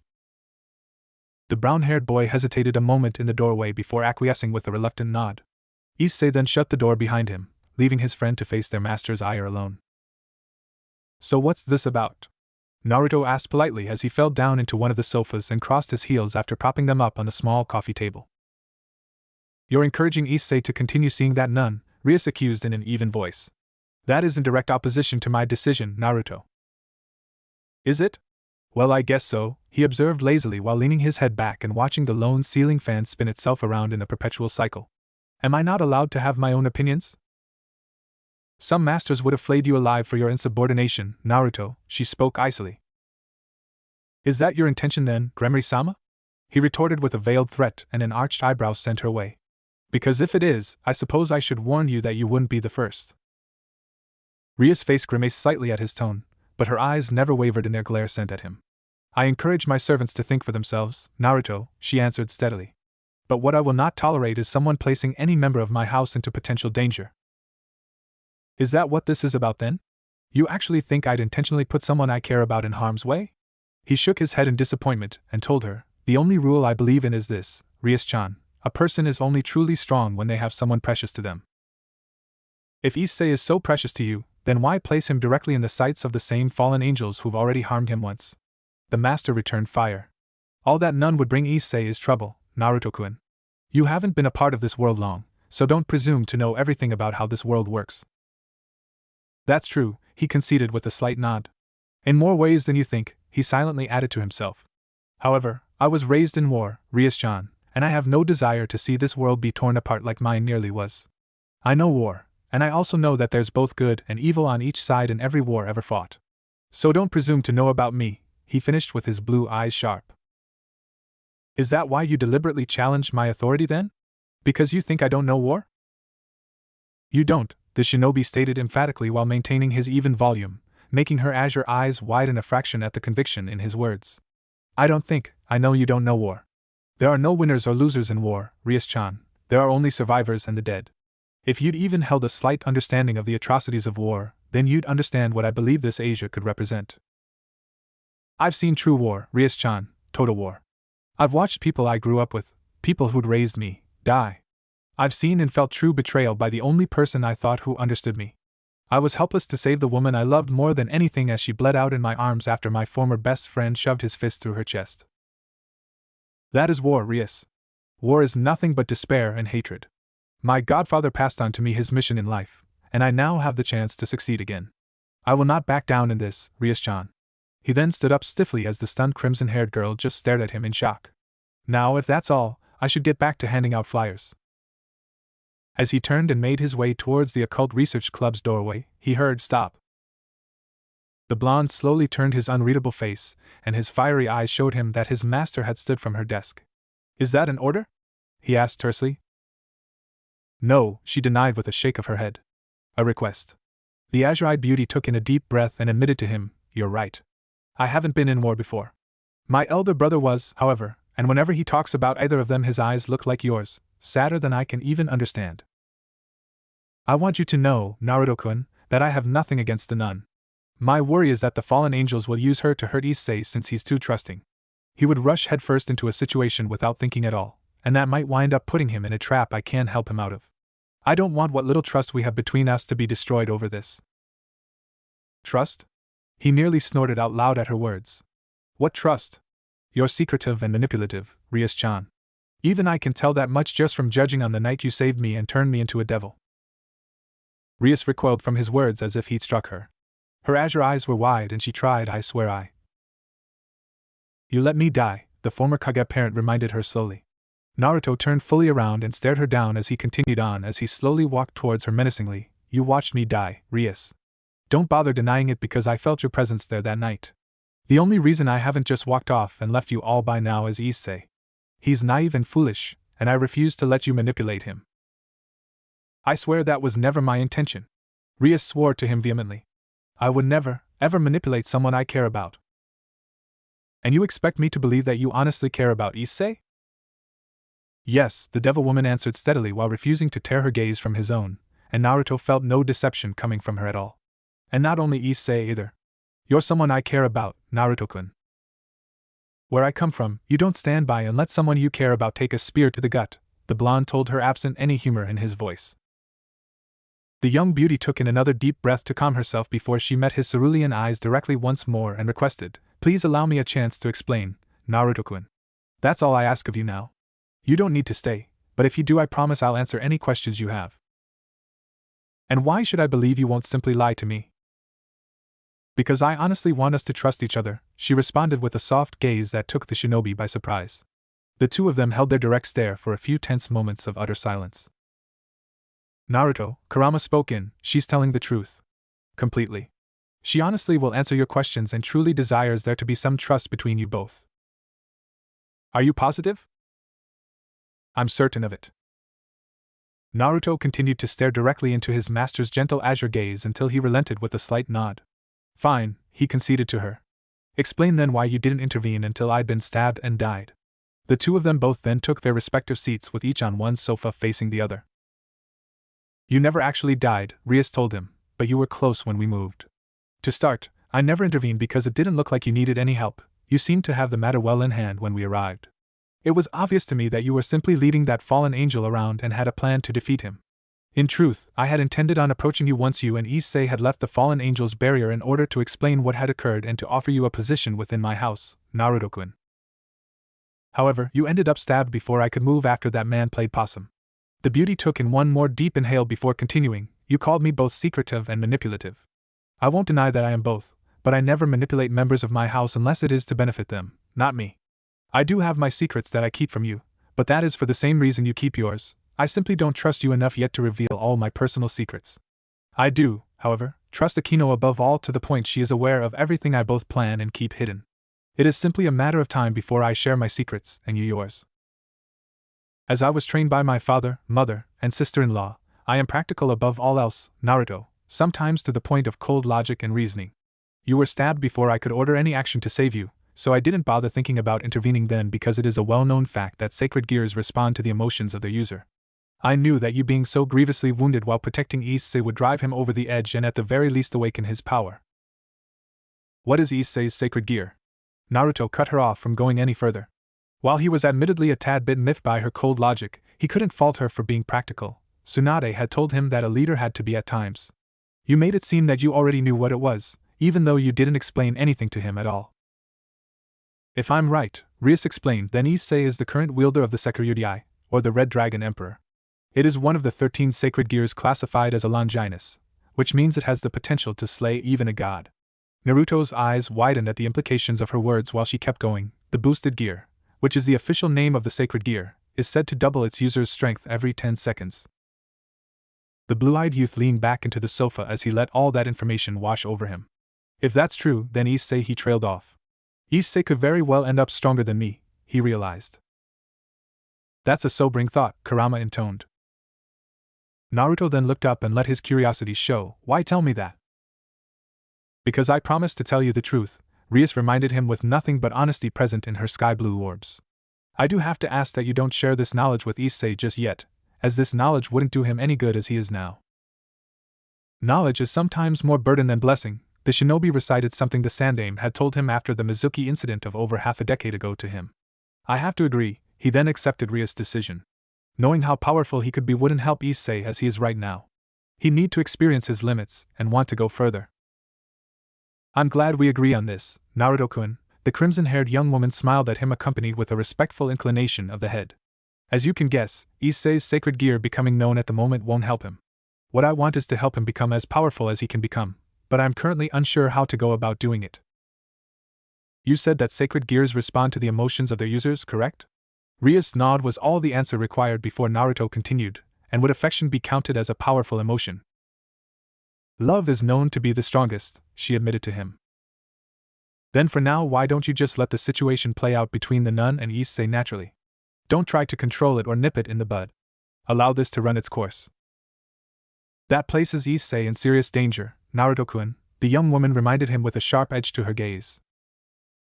You can't hope for him to grow strong with you guiding him by the hand, Rias-chan, he berated her inexperience in this avenue. I'm more than capable of keeping Issei safe should everything become FUBAR. Fubar? She blinked at the new term. Fucked up beyond all repair, he answered her with a wry grin, and she accepted his information. My old sensei told me about that, but back to what I was saying. I know how to get Issei stronger, and keeping him from this Asia girl will only make him want to go to her more. Just what are you proposing, Naruto-kun? She queried with an arched eyebrow in her curiosity. Keep on playing the bad guy, he requested of her. If anybody knows how to motivate Issei, it's me. Very well, Rias acknowledged. Tell me then, do we at least have a little trust now? A small amount, he answered, but should this work the way I want it to, then trust won't be our biggest issue anymore. We're back, Naruto called out once he and Issei had returned to the Occult Research Club's clubroom. Era, Akino greeted them with her usual prim giggles. The two of you certainly made good time tonight. Fast, Kaneko observed from her usual spot on the sofa with another plate of food before her. Could be record. Issei blinked as the whiskered blonde shut the door behind them. You mean you guys keep track of that stuff? The younger teen asked the group of devils. We do, the voice of their crimson-haired master answered. Naruto and Issei then both turned and each witnessed a fresh out of the shower Rias Gremory emerge from the club's private bathroom with her drying her still damp, lengthy locks with a gray towel. Kiba currently holds the record, and while you came close, you didn't get the record.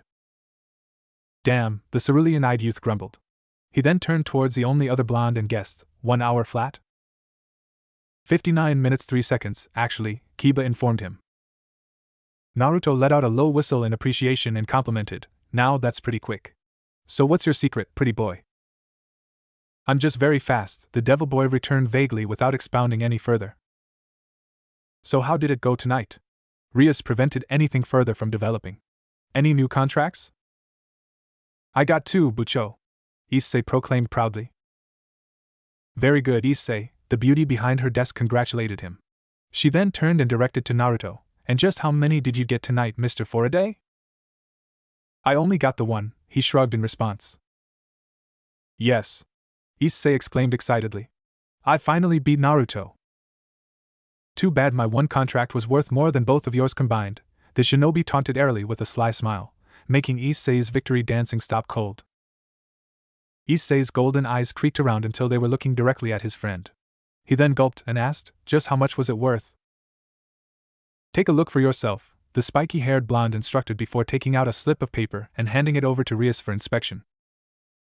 The azure-eyed beauty took the receipt from him and looked over it quickly, causing her eyebrows to shoot up and hide under her bangs from the shock caused. That's pretty good, Naruto, she complimented him with legitimate impressment in her tone. Although I'm wondering why you were the one called for such a job instead of me. The shinobi shrugged in response as he watched Issei's jaw drop down to the floor once Akino had handed him the contract receipt. I'm just that awesome, I suppose, the whiskered teen answered. How did you manage that? Issei shouted in disbelief once his jaw had returned to its normal position. I mean, I could buy a house with this reward. Deception and infiltration are my specialties, Naruto told his friend as he sat down next to Kaneko while making doubly sure he didn't attempt to steal any of her food while she sent him a suspicious glance. Besides, I've got plenty of money already. Wait, you're rich? The brown-haired boy nearly shrieked in shock. I wouldn't say rich, per se, he told his longest-tenured flesh-and-blood friend. Comfortable is the better word. Thanks to my book royalties, I don't even really need to work for a few years unless things go south pretty quick. What do you mean, Naruto-kun? Kiba asked him confusedly. Rias, the Jinchuriki then requested, could you pull the book out of your desk's second drawer? It's under the false bottom. A solid dust of red appeared over Rias' cheeks as she turned to glare at her oldest friend. You promised that you'd never tell, she growled at the Japanese beauty. The raven-haired young woman giggled, but I never broke my promise, Bucho. After all, it wouldn't be good for them to find my secret. It's under a tile in your kitchen, Akino, Naruto informed everyone lazily, causing Akino to freeze still as well. The joys of Kagebun Shinhenge, transformation, he thought with a superior grin hidden beneath a seemingly uncaring face.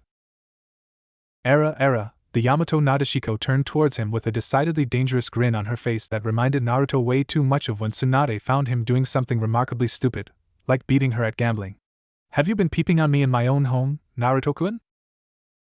Nope, he truthfully denied smoothly while crossing his hands behind his neck. As I said, infiltration is one of my specialties. I didn't ever go near your place while you were there, Akino. It was just that your house seemed like the most secure one out of all of ours and I wanted to see if I still had it. But enough stalling, he finished. He then directed Rias-chan, if you would? Fine, Rias groused with cherry-red cheeks. The Bucho then opened one of her desk drawers, removed the false bottom, and pulled out a certain item. She threw it on the desk like it had burned her, and she huffed there. Happy now? Very much so, he grinned his foxy grin at her greatly embarrassed red cheeks. Naruto then pointed to the desk and revealed, that is why I'm not hurting for cash. The entire room was so silent upon that declaration that the sound of a pin dropping would have echoed.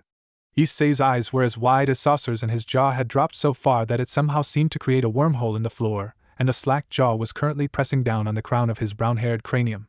Kaneko had frozen mid-bite, and her blue ice cream was now dripping onto her school uniform. Kiba's traditional grin had suddenly turned very nervous while he stood rigid in the corner of the room. Akino's smile had turned into a seedy smirk and she just let out more and more of her giggles, and Rias' gobsmacked face had now changed into a shade of scarlet that could have even competed with Hinata's nuclear blushes. You mean, Issei finally managed to stammer out, "You're Namikaze-sensei." Yep, Naruto nodded in confirmation. My full name is Naruto Uzumaki Namikaze. Akino giggled while she turned her smirk on her oldest friend, who now looked positively mortified as she buried her face into her hands and let out a groan. While he attempted to bask in Ria's shame, the Jinchuriki was suddenly wrapped in an absolutely bone-crushing hug from the lone true pervert within the room. Your writing is amazing, Naruto, Issei wailed as he cried anime tears of joy. I have deluxe first editions of both Ika books. Can I get you to autograph them for me? Sorry, Issei, but I don't do autographs, the author told him, causing the boy to suddenly become downtrodden. Also, you can't tell anyone that I'm Namikaze. I really don't want to deal with rabbit fans. He then turned and grinned towards the furiously blushing redhead, and I'll be honest here, I'd have never suspected you were into that kind of thing, Rias-chan. It's all her fault, Rias told him childishly while pointing an accusing finger at her giggling friend. 4 months ago she wouldn't stop pestering me about these awesome stories of hers until I gave in and read them both. You absolutely cannot let my family know, she finished with a heated glare directed in his direction that would have cowed most had her face not still been beet red. My lips are sealed, the smirking blonde promised innocently while making a zipper-sealing motion over his mouth. Naruto-senpai hentai also, Kaneko observed from her spot. Books porn. And how would you know that, Kaneko-chan? The story's writer queried curiously with an arched eyebrow. Don't tell me you've read this porn as well? A faint tint of red dusted covered the younger girl's face before she turned away with an indignant huff. Perverted classmates, she denied petulantly. Found in Kiba-senpai's house. Oh ho, both Issei and Naruto's eyes glinted dangerously in the room's dim light as each then turned towards the visibly sweating pretty boy of the group. A classmate introduced me to them, Kiba attempted to explain with a nervous smile that did anything but convince the pair of his obvious farce. You're really a terrible liar, Kiba, Naruto chided him. Yeah, Issei agreed. Even I'm a better liar. Now let's not get ahead of ourselves here, Issei. The sound of a throat clearing ended Naruto and Issei's further banter and caused them both to look toward the sound's proprietor at the lone desk in the room. As enlightening as this conversation has been, Rias began with a small hint of crimson still staining her facial features. We really should get a move on with tonight's major order of business. Okay then, what's up tonight? The still smirking shinobi asked. We'll explain once we arrive, the master responded while finally managing to throw off her embarrassment after hiding the book beneath the false bottom once again. She then stood up and instructed Akino, prepare the transportation circle. You know where to. Hi, Bucho, the Japanese beauty acknowledged. She then held out an open palm and a magic circle large enough for the entire occult research club to use appeared over a blank area of the room's floor. You guys do remember that Naruto and me can't jump, right? Issei asked timidly. Weak, the white-haired girl spoke in her usual monotone as she stood, making Issei hang his head sadly and mumble incoherent apologies again. Akino came over and grabbed one of Issei's hands before then beginning to lead him across the room and towards the glowing circle. Come along, Issei-kun. Your Akino-senpai will take care of you no problem. A perverted and dopey look crossed over the boy's face and a few drops of blood made their way down from his nostrils. Okay, Akino-senpai, he agreed wistfully. Naruto shook his head at his friend's antics before he looked up once he felt a shadow over him and discovered the crimson-haired master looming over him. And are you going to help me make the jump, Rias-chan? He asked childishly with a slight grin. As a matter of fact, I am, Rias replied with a slight upturn of her lips. Seeing as how you and little Issei-kun are so hopeless, each of you needs someone to hold your hands like a little baby. So if I'm the baby, then will you be my mommy? He returned while attempting to sound like an infant. Her azure eyes rolled in exasperation before she simply reached down and pulled Naruto up off of the couch. Come along now, she chastised playfully. We have important things to do now. Okay, he pouted without any deep meaning before simply following everyone out onto the transportation circle. So how am I going to use this thing? Like Akino with Issei, you and I will simultaneously activate it, Rias explained to him. She then took his hand in one of hers and continued, for now I want you to trust me and let me handle this, Naruto, and allow me to guide your trip. Transportation may be one of the simplest spells, but even a single misstep can end up sending your body into 2 different places. Naruto nodded once to her in acceptance of her terms, and the next thing he saw was a coat of crimson blotting out everything in his vision. His cerulean eyes blinked only once, and he quickly realized that the entire occult research club had just had a complete change of scenery in a literal blink of an eye. So that's what a teleportation feels like, he noticed while he flexed his fingers and tested out his body to ensure nothing was misplaced. Felt kind of like my old man's Harem, Flying Thunder God. Bucho, Issei called over from his position next to the dark-haired beauty. Where are we? About 30 miles outside of town, the azure-eyed leader replied, making Issei's eyes widen in astonishment. We're here to deal with a stray devil that has been luring the local humans here and devouring them. The teenaged wielder of the boosted gear grimaced in disgust at hearing her words while Naruto wondered, and we're here because. As the devil placed in charge of this area, it is my responsibility to hunt down any strays that are found to be in my jurisdiction, Rias explained. Usually for a stray devil at only this one's level I'd only send Akino and Kiba to handle it, but this is a good chance for the two of you to see how we devils fight. So what exactly is a stray devil? The whiskered youth requested an explanation. A stray devil is a servant, usually an evil piece like us, who has given in to their urges and left their masters, Akino expounded for the two not in the know. This one ran away because they desired more everything than their master would give to them. Sounds a lot like the nuke mean system back home, Naruto realized the parallel. Are there classifications for a stray devil's power? Indeed there is, Naruto-kun, the crimson-haired master congratulated him with an appraising look in her eyes. There are 7 categories for a stray devil to be classified as D, C, B, A, S, SS, and SSS. Naruto noticed Kaniko's cheek twitch at the SS class and he made a mental note to seek out and research stray devils in that classification. D, C, and B class our group can handle, and this one here is a simple C rank. However, any stray devils of A class and above are dealt with by a more experienced group that is allied to the Gremory family. SS this one's basically cannon fodder then, the shinobi observed from all information granted. Oh well, he mentally shrugged. At least I shouldn't need to care about using up too much and showing my hand too early against this here stray devil. In essence, yes, Rias told him. There shouldn't be any risk, but I don't want either you or Issei to directly engage Visa. Only observe tonight and act as my defense. Okay? Gotha, the whiskered blonde accepted with a mock salute. He then added on in a high-pitched voice, Aye, sir. You've been watching too much anime, Issei told him while shaking his head in shame. And you've been watching too much hentai. How'd you know that? Oh man, you really do. Ahem, Rias cleared her throat once more and stopped the two friends bickering from degenerating even further again. Now if we could get back on subject please? We have a stray devil to deal with. Okay, let's go. Naruto proclaimed energetically while he bounced on the balls of his feet in excitement. Man, I've been aching for a little action. And it's about damn time we get some. Kurama expressed his fellow dissatisfaction at how boring the world was being the past week. I need good entertainment in here. Just looking at the same sewer is annoying. Akino giggled at his energy while both Kiba and Kaniko merely shook their heads in exasperation. Let's, Rias nodded in agreement. She then directed to the trio of long-standing members of her peerage, you all know the drill. Hi, Bucho. All 3 confirmed their orders.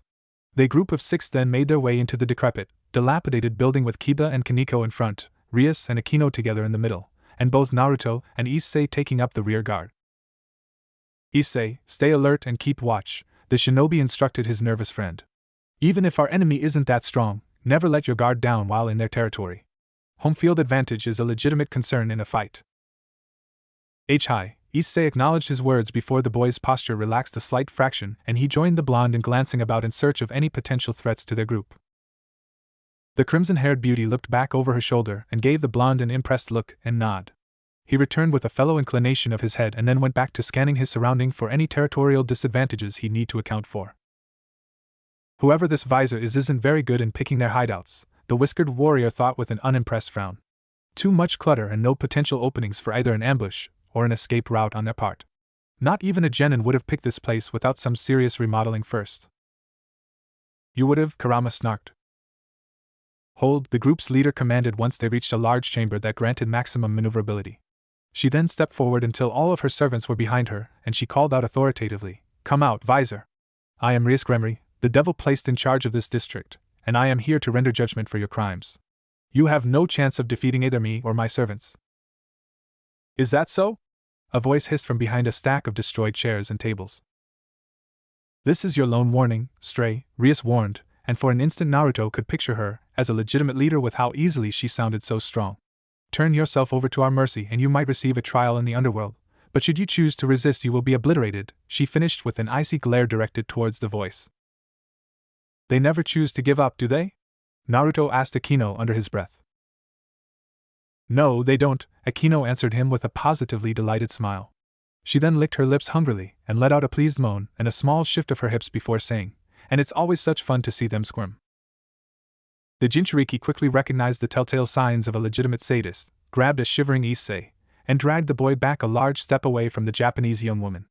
Now I know why he acted like that last week, he realized. Come and get me then, the stray devil replied to Rias' ultimatum arrogantly. A few pieces of wood creaked and a full-grown woman's completely bare torso and head appeared out of the pile. Oh! Issei's eyes went wide in amazement, and a few stars appeared in his golden orbs. Such a beautiful Onisama with such a marvelous pair of épée.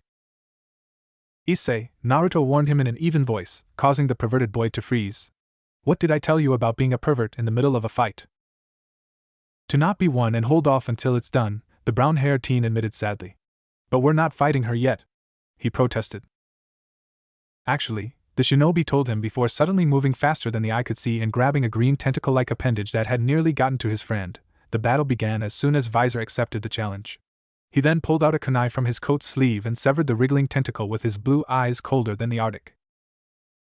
Issei took in a nervous gulp before stuttering out gratefully, thanks for that, Naruto. Just don't let it happen again, he warned. I've taught you better than that. Right, the gold-eyed boy acknowledged with a firm nod after shaking his jitters away. He then looked towards their opponent, and both had their eyebrows shoot upwards while they watched the stray devil begin to fondle her right in front of them. Naruto? Can I? No, the shinobi answered after regaining his composure. What the hell? Not even Anko would do that. While the group just stared at the woman blatantly exposing them all to a teenage boy's ideal peep show, a pair of red magic circles appeared over her naupert. Naruto's danger senses went haywire just before the devil's areola both expanded and suddenly began firing beams of energy at them all. However, before he could even warn them all, a small surge of power came from Ria's position at the head of the group and a gigantic crimson magic circle expanded outwards from her outstretched palm and absorbed the impact of each and every booby bullet. What the fuck am I seeing here? Naruto couldn't help but voice his disbelief, not at what Rias was accomplishing, but the attack Visor just used. He rubbed his eyes and thought out loud, I mean, I've heard of some pretty explosive tits, but that's just ridiculous. Kiba just smiled his usual smile at him, while Rias informed the new devil, there are a great variety of attacks and magical abilities, Naruto-kun. She then allowed her magical power to subside once the barrage of bullets had ceased, and the stray looked at them all with an arrogant disdain. The stray devil let out a deliberate hiss in anger, and then over a full dozen writhing green tentacles slithered out from underneath the mass of broken wood. Let us see how you like this. Kaneko, Rias simply spoke without batting an eye as each of the visible writhing appendages all converged towards her. Hi, the smallest person present accepted before sprinting forward from her position, and merely punched aside each and every one of the green weapons with her pink gloves on. She then crouched and leapt towards the nude form of the stray devil with her face never changing its expression in the slightest. You can't hope to defeat me, Chibi, the stray taunted her, causing one of the white-haired girl's eyebrows to twitch in annoyance. Chibi? Kaneko repeated in her usual monotone once she landed in front of the enemy, but Naruto quickly noticed her body tense in what he perceived to be anger. Visor let loose an arrogant laugh and then stood herself up and revealed her true, monstrous body to everyone present. Issei blanched in disgust as a centipede-like body more than 10 meters long was revealed with multiple wriggling appendages extending out of its side showed itself. See just what I mean, Issei? Naruto pointed to the disgusting form of their opponent, and the pale boy followed the direction. Not every pair of tits means a beautiful body. That's why you need to make sure the hips are there, and that's why I keep telling you the ass is better than the can be faked, but a good ass never lies. That's positively disgusting. The perverted boy howled while covering his eyes from the sight. Why must you lie to me, Oape? Why deceive me so? That's a crime against all of nature. I'll never forgive you for this, you damn stray devil. He screamed in rage, but his ranting and raving was silenced by his friend slamming a fist atop his skull and creating a small lump. Oh. But thanks for that, Naruto. I'm here to help, he grinned back. Issei, Naruto, Rias' calm voice carried over and cut through the crashes of objects being thrown at the enemy and called out to them, "Do either of you know much about chess?" "The game?" Issei checked, and received a nod from their master as an answer. "Not really. Naruto tried to teach it to me a few months ago, but it never really stuck with me." "That's because the queen didn't have a pair of tits for you to ogle," Naruto grumbled in a huff. "But yeah, I am. An old buddy of mine taught me how to play something similar, and chess wasn't that hard for me to learn afterwards." "That's good," she complimented him with an appreciative nod. "You see, the evil peace system, the method used to reincarnate you both into devils, is heavily based off of the game." Before she could continue, however, the centipede-like body of the stray devil suddenly split open down the middle of the underside to reveal rows upon rows of dagger-like teeth within a great maw. "Kaneko-chan." Issei attempted to warn the girl, but was too late. The youngest member of the occult research club was swallowed up by the large mouth. "Relax," Rias assured the nearly frantic boy while Naruto watched on with a keen eye and visor continued to laugh victoriously. "Kaneko may be small, but she is my rook." Just as she finished informing them both, the maniacal stray's gigantic body shuddered once before the large mouth was forced open from the inside, revealing a mostly fine, aside from her tattered uniform, Kaneko. The rook piece grants a person exceptional strength and an almost impenetrable defense. "Gross," Kaneko spoke without emotion before she clenched her small fists tight and shattered the few teeth she'd been gripping. The small girl then hopped out of the 3-meter-length maw, turned towards the shrieking devil, and sent the 10-foot-plus tall stray hurtling across the observatory room with a single punch. Naruto let out an appreciative whistle, while Issei's jaw hung slack at witnessing the tiny girl's might on full display. "Well, now I know how she crushed my hand," the blonde thought while feeling a phantom ache in his left hand. "Kiba," the master then called as multiple more tentacles burst out of the rubble covering the crazed former servant. "If you would." "Hi, Bucho," Kiba accepted with a respectful bow. He then held one of his hands out to the side and a bright glow suddenly manifested in his hand until it dimmed and unveiled a sword in his grip that came seemingly out of nowhere. "I'm guessing that's his sacred gear?" the whiskered blonde deduced. "Indeed it is, Naruto-kun," Rias nodded to his conclusion, while the swordsman suddenly disappeared from sight. Naruto's experienced eyes were more than capable of following the speedy swordsman's path while she continued to further explain. "Kiba's sacred gear, Sword Birth, works marvelously well with the Night Piece. You see, the night grants its owner exceptional speed." The golden-eyed boy next to Naruto looked absolutely flabbergasted as he watched Kiba seemingly teleport across the room while continually slashing the many writhing appendages that attempted to make their way towards his master. "How's pretty boy teleporting?" Issei asked no one in particular. "He isn't," the blue-eyed shinobi answered for him before anyone else could while he continued to observe Kiba's sharp movements. "Kiba's simply moving faster than you can see him. You'll be able to keep up with his movements once your eyes have grown accustomed to dealing with people going at speeds equal or greater than his." "That's quite the claim, Naruto-kun," the azure-eyed teenage woman told him. "Kiba's sensei told him that my knight is possibly even faster than him. I'm guessing that you can follow his movements?" "I can," he nodded in response, but didn't elaborate any further than that. "Take this," Kaneko's voice interrupted any further probing as she jumped down from the room's rafters and buried a rook-enhanced fist directly into their enemy's skull. Visor loosed a primal scream in pain as it was forced onto the ground, its body littered with shallow slashes from Kiba's blade, from the blow's force, and the shaking building dropped tons of debris atop the stray devil. "Issei, summon your sacred gear," Naruto instructed him under his breath. "I want you to move and cover Akino's back. Right now, that stray's about to pull a desperate sneak attack." "How do you?" Issei made to ask, but stopped once Naruto's icy eyes turned towards him with the Yamada look. Sure, Naruto," he accepted uncomfortably before his left arm glowed and his red gauntlet formed. He then slowly moved behind an Akino surprised at his initiative, and his golden eyes then joined Naruto's in searching for any potential hostile movement directed at either of the two busted beauties. "Akino," Rias then commanded, shaking the girl away from her grateful smile. "Hi, Bucho," the Japanese young woman acknowledged, and her uniform then glowed brightly.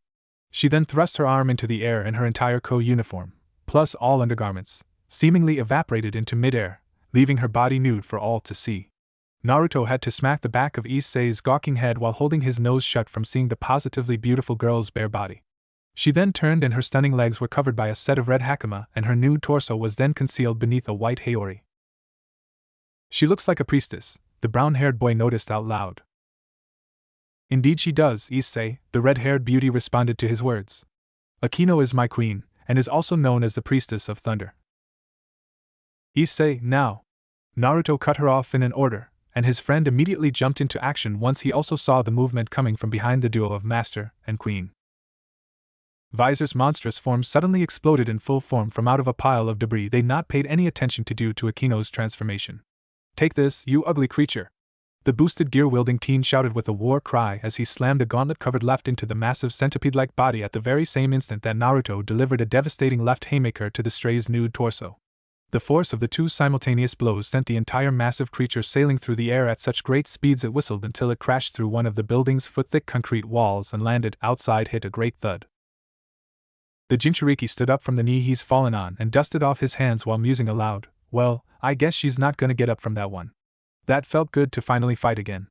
Even if it was only at 50%, that still was a good measure of my new strength."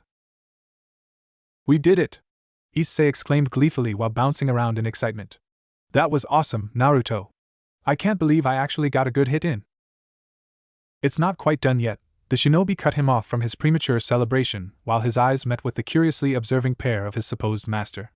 "Sorry, but you were saying, Rias-chan?" Before she could speak to him, a haunting shriek came from outside the building and they all turned to look out the huge hole in the wall and saw a grievously wounded Visor attempting to crawl away from the group and preserve its life. Rias simply shook her head in pity and ordered evenly, "Akino." Era, the raven-haired beauty giggled while a few sparks of electricity danced in her open palm. "Come now," she spoke with a decidedly pleased grin on her face directed towards the quivering stray attempting to flee. "I never said this was over, Visor-san." She then pointed her palm towards the heavily injured enemy, and so much lightning danced in front of him that Naruto had to cover his eyes. Yellow electricity completely coated Visor's entire body, and the foe let out a blood-curdling shriek in absolute agony for a good solid 30 seconds before Akino cut off the attack with an orgasmic moan and a coat of red staining her cheeks. The sadistic young woman licked her fingers sensually before she let loose another fit of giggles and flew out of the hole over to Visor and re-engaging her lightning. As I was saying, the crimson-haired beauty continued over the screaming of the stray with a slight grimace while Akino kept letting out pleased groans. "Akino is my queen, which has traits of each evil piece and is usually the strongest member aside from the king. Akino, however, specializes in magical attacks and the queen piece drastically increased all of their effects. She's also quite possibly the largest sadist you'll ever meet." "She's not kidding," Naruto realized with his eyes shooting wide while Issei shuddered as if he was reliving a harrowing experience. "She's almost on par with that snake woman," the Biju within him noted with awe. Akino gasped in positive rapture once she'd ceased her continuous rain of lightning onto the almost corpse spastically twitching in the grass. "Shall we continue our lesson then, Visor-san?" "Please just kill me," Visor begged them piteously. "Allow me to grant your wish then, stray devil," Rias answered the request as she walked out of the hole in the wall with both Issei and Naruto trailing after her protectively. "This is checkmate." The king then spread her arms and a mass of dark energy coalesced in each of her open hands. The nature behind her power caused Naruto to shiver as the energy writhed about in her hands before a small, single stream of the mass came up from each of her hands and met together above her head. Rias' attack then quickly enveloped the entire smoking body of Visor and completely obliterated any and all trace of the massive bulk. The shinobi blinked dumbly at the display before him since he never even heard of such a technique before. He rubbed his eyes to check if they were still working right and he asked, "Just what kind of jutsu was that?" That, the perpetrator behind his befuddlement answered, was my power, Naruto-kun, known as the power of destruction. Anything my power consumes is completely obliterated down to the cellular to atomic level, leaving no trace whatsoever of whatever I attack behind. Damn, the veteran of the fourth great shinobi war breathed out in awe. Not even Madara could do that. Not to self, don't seriously piss off Rias-chan. Bucho, Issei chimed in nervously once the deed had been done. You never said what piece Naruto and me are. The azure-eyed girl turned toward the pair of friends and answered him with a soft smile, "You, Issei, are my pawn." He tried to hold it in, he really did, but Naruto suddenly barked out in laughter while the brown-haired boy's jaw dropped in disbelief and he howled, "You mean the one closest to the fucking front line?" Oh man, the blonde breathed out as he wiped his wet eyes once he had managed to regain control, but still a few chuckles came from his throat once he saw his friend sulking with both Akino and Kiba attempting to console him. He then asked, "And me?" The crimson-haired young woman hesitated in her answer, causing his curiosity to pique. "I don't honestly know," she answered reluctantly.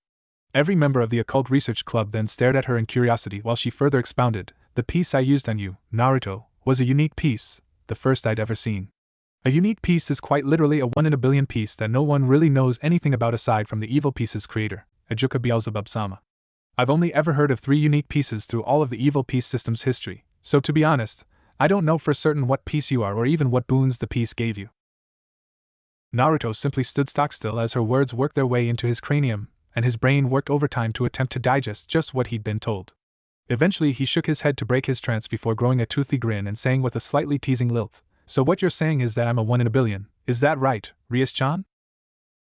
"Don't get too full of yourself, Naruto-kun," she returned with a playful smirk. "He already is," Kurama piped up, but since no one other than his container could hear him he was ignored. "By the way, Rias-chan, that was pretty heartless of you with that stray," he continued to say, but hid the message under a teasing banter.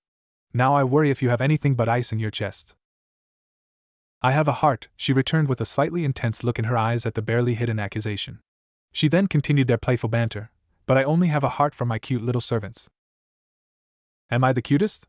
the whiskered blonde asked her with an innocent look, only for her reply to be a few shakes of her head in bemusement. "I want to be the cutest," Issei whined despairingly as his shoulders slumped. Akino turned toward the security wielder with a few of her usual giggles and her small smile back in place. "Don't worry, Issei-kun, I think my darling Kohai is the cutest." Unbidden, both Issei and Naruto simultaneously felt shivers travel down their spines as the image of 10 minutes ago came forth in their minds. Something's off here, Naruto realized as he stood outside the home of one of his regular customers. He then made his only clone and instructed it, "Go back to the clubroom and get Rias-chan and the others. I get the feeling this is a trap." "On it, boss," the mirror image saluted before jumping onto a rooftop and departed towards Ko Academy. "I hope I'm just being paranoid here, but I've fallen into too many traps to think that." He then added, "I really hope Shina-san is okay." As soon as Naruto opened the unlocked front door and entered, he felt a strange feeling completely wash over him that ended up giving him goosebumps. His eyes narrowed in concentration once he realized he just walked into a barrier, and he pulled out a kunai in preparation for a battle. Just to be certain, he pulled at the entryway's door once again only to discover that it was sealed shut and couldn't be opened without forcing it by using more power than he was comfortable releasing in such a populated area. Steeling himself for a fight, the shinobi slowly crept along the length of the hall towards the living room without making a single sound with his bladed weapon held at the ready. Once he reached the doorway into the den, a scent he never wished to smell again assaulted his acute olfactory senses. He closed his eyes and quickly squashed the guilty feeling clawing at his chest as he reminded himself of his sensei's lessons on keeping focused on the task at hand. His cerulean eyes then slowly opened with a burning intensity behind them while he allowed his anger to drive him but not to cloud his judgment. The Jinchuriki took in one last deep breath before quickly turning the corner, and his eyes quickly darted around the room in search of an assailant. After a few tension-filled minutes, none of his senses were able to detect the perpetrator, and he silently moved around the large puddle of blood on the floor until he was at his contractor's side. The blonde knelt down, and one of his hands went to the man's neck in order to check for a pulse, only to discover that there was none. A pang of sadness wormed its way into his chest, and the devil silently offered a prayer to whatever deity that would listen for his now-deceased friend to find peace in whatever afterlife there may be. It was the same instant that the deliberating headache came unto him that his ears heard the sound of clothing rustling. His danger senses going positively haywire, Naruto quickly leapt away from the fresh, still warm corpse and took cover behind one of the room's small sofas while grimacing in pain. It was just as he managed to get behind the cover that he heard a trio of bangs ring out, and 3 thuds then collided with the blood-red piece of furniture. "Praise the Lord!" a crazed voice echoed in the room. "A shitty devil has come just for me to kill him." Shit, the blonde thought through a haze of searing pain in his head. "I can't focus with this headache. Kurama!" "I'm working on it," the being responsible for his supernatural healing told him. "However, it'll take a minute to force it out." "I don't care, just hurry up." "Who are you?" he demanded of the as of yet unseen foe in an attempt to help buy Kurama time to heal him further. "Did you kill Shina?" "Indeed I did kill that shitty devil lover." The enemy, a man, Naruto guessed, based on his voice and weight judging from his steps, answered with glee. "And why should I tell my name to a devil who's about to die?" "Because you're about to find out I'm a lot harder to kill than you think," Naruto responded icily. Still fighting through the aching behind his skull, he rolled out from behind the sofa and let his kunai fly in the direction the voice had come from. His opponent, now revealed to be a young man wearing an odd arrangement of clothing and white hair, jumped to the side in order to avoid the sailing weapons. He then directed a metallic weapon Naruto realized was similar to the ones he'd seen a few police officers carry around and squeezed the trigger. A tremendous bang came from the small firearm and Naruto's instincts quickly took over. The blonde fell to the ground to avoid the speedy projectile, and he immediately rolled to the side to avoid the multiple follow-up shots sent his way. The Jinchuriki used his arms to jump to his feet once he'd rolled against a piece of furniture while simultaneously sliding the end table towards his foe to temporarily stop the assault. The white-haired enemy nimbly stepped out of the way and had an insane grin on his face as he pulled the trigger once more. Now that he'd found time to compose himself a little, Naruto quickly tensed his legs and jumped back onto the wall to dodge the bullet fired. Knowing he still couldn't stick to the wall yet, the shinobi instead pushed his feet off of the wall and went soaring through the air towards his attacker.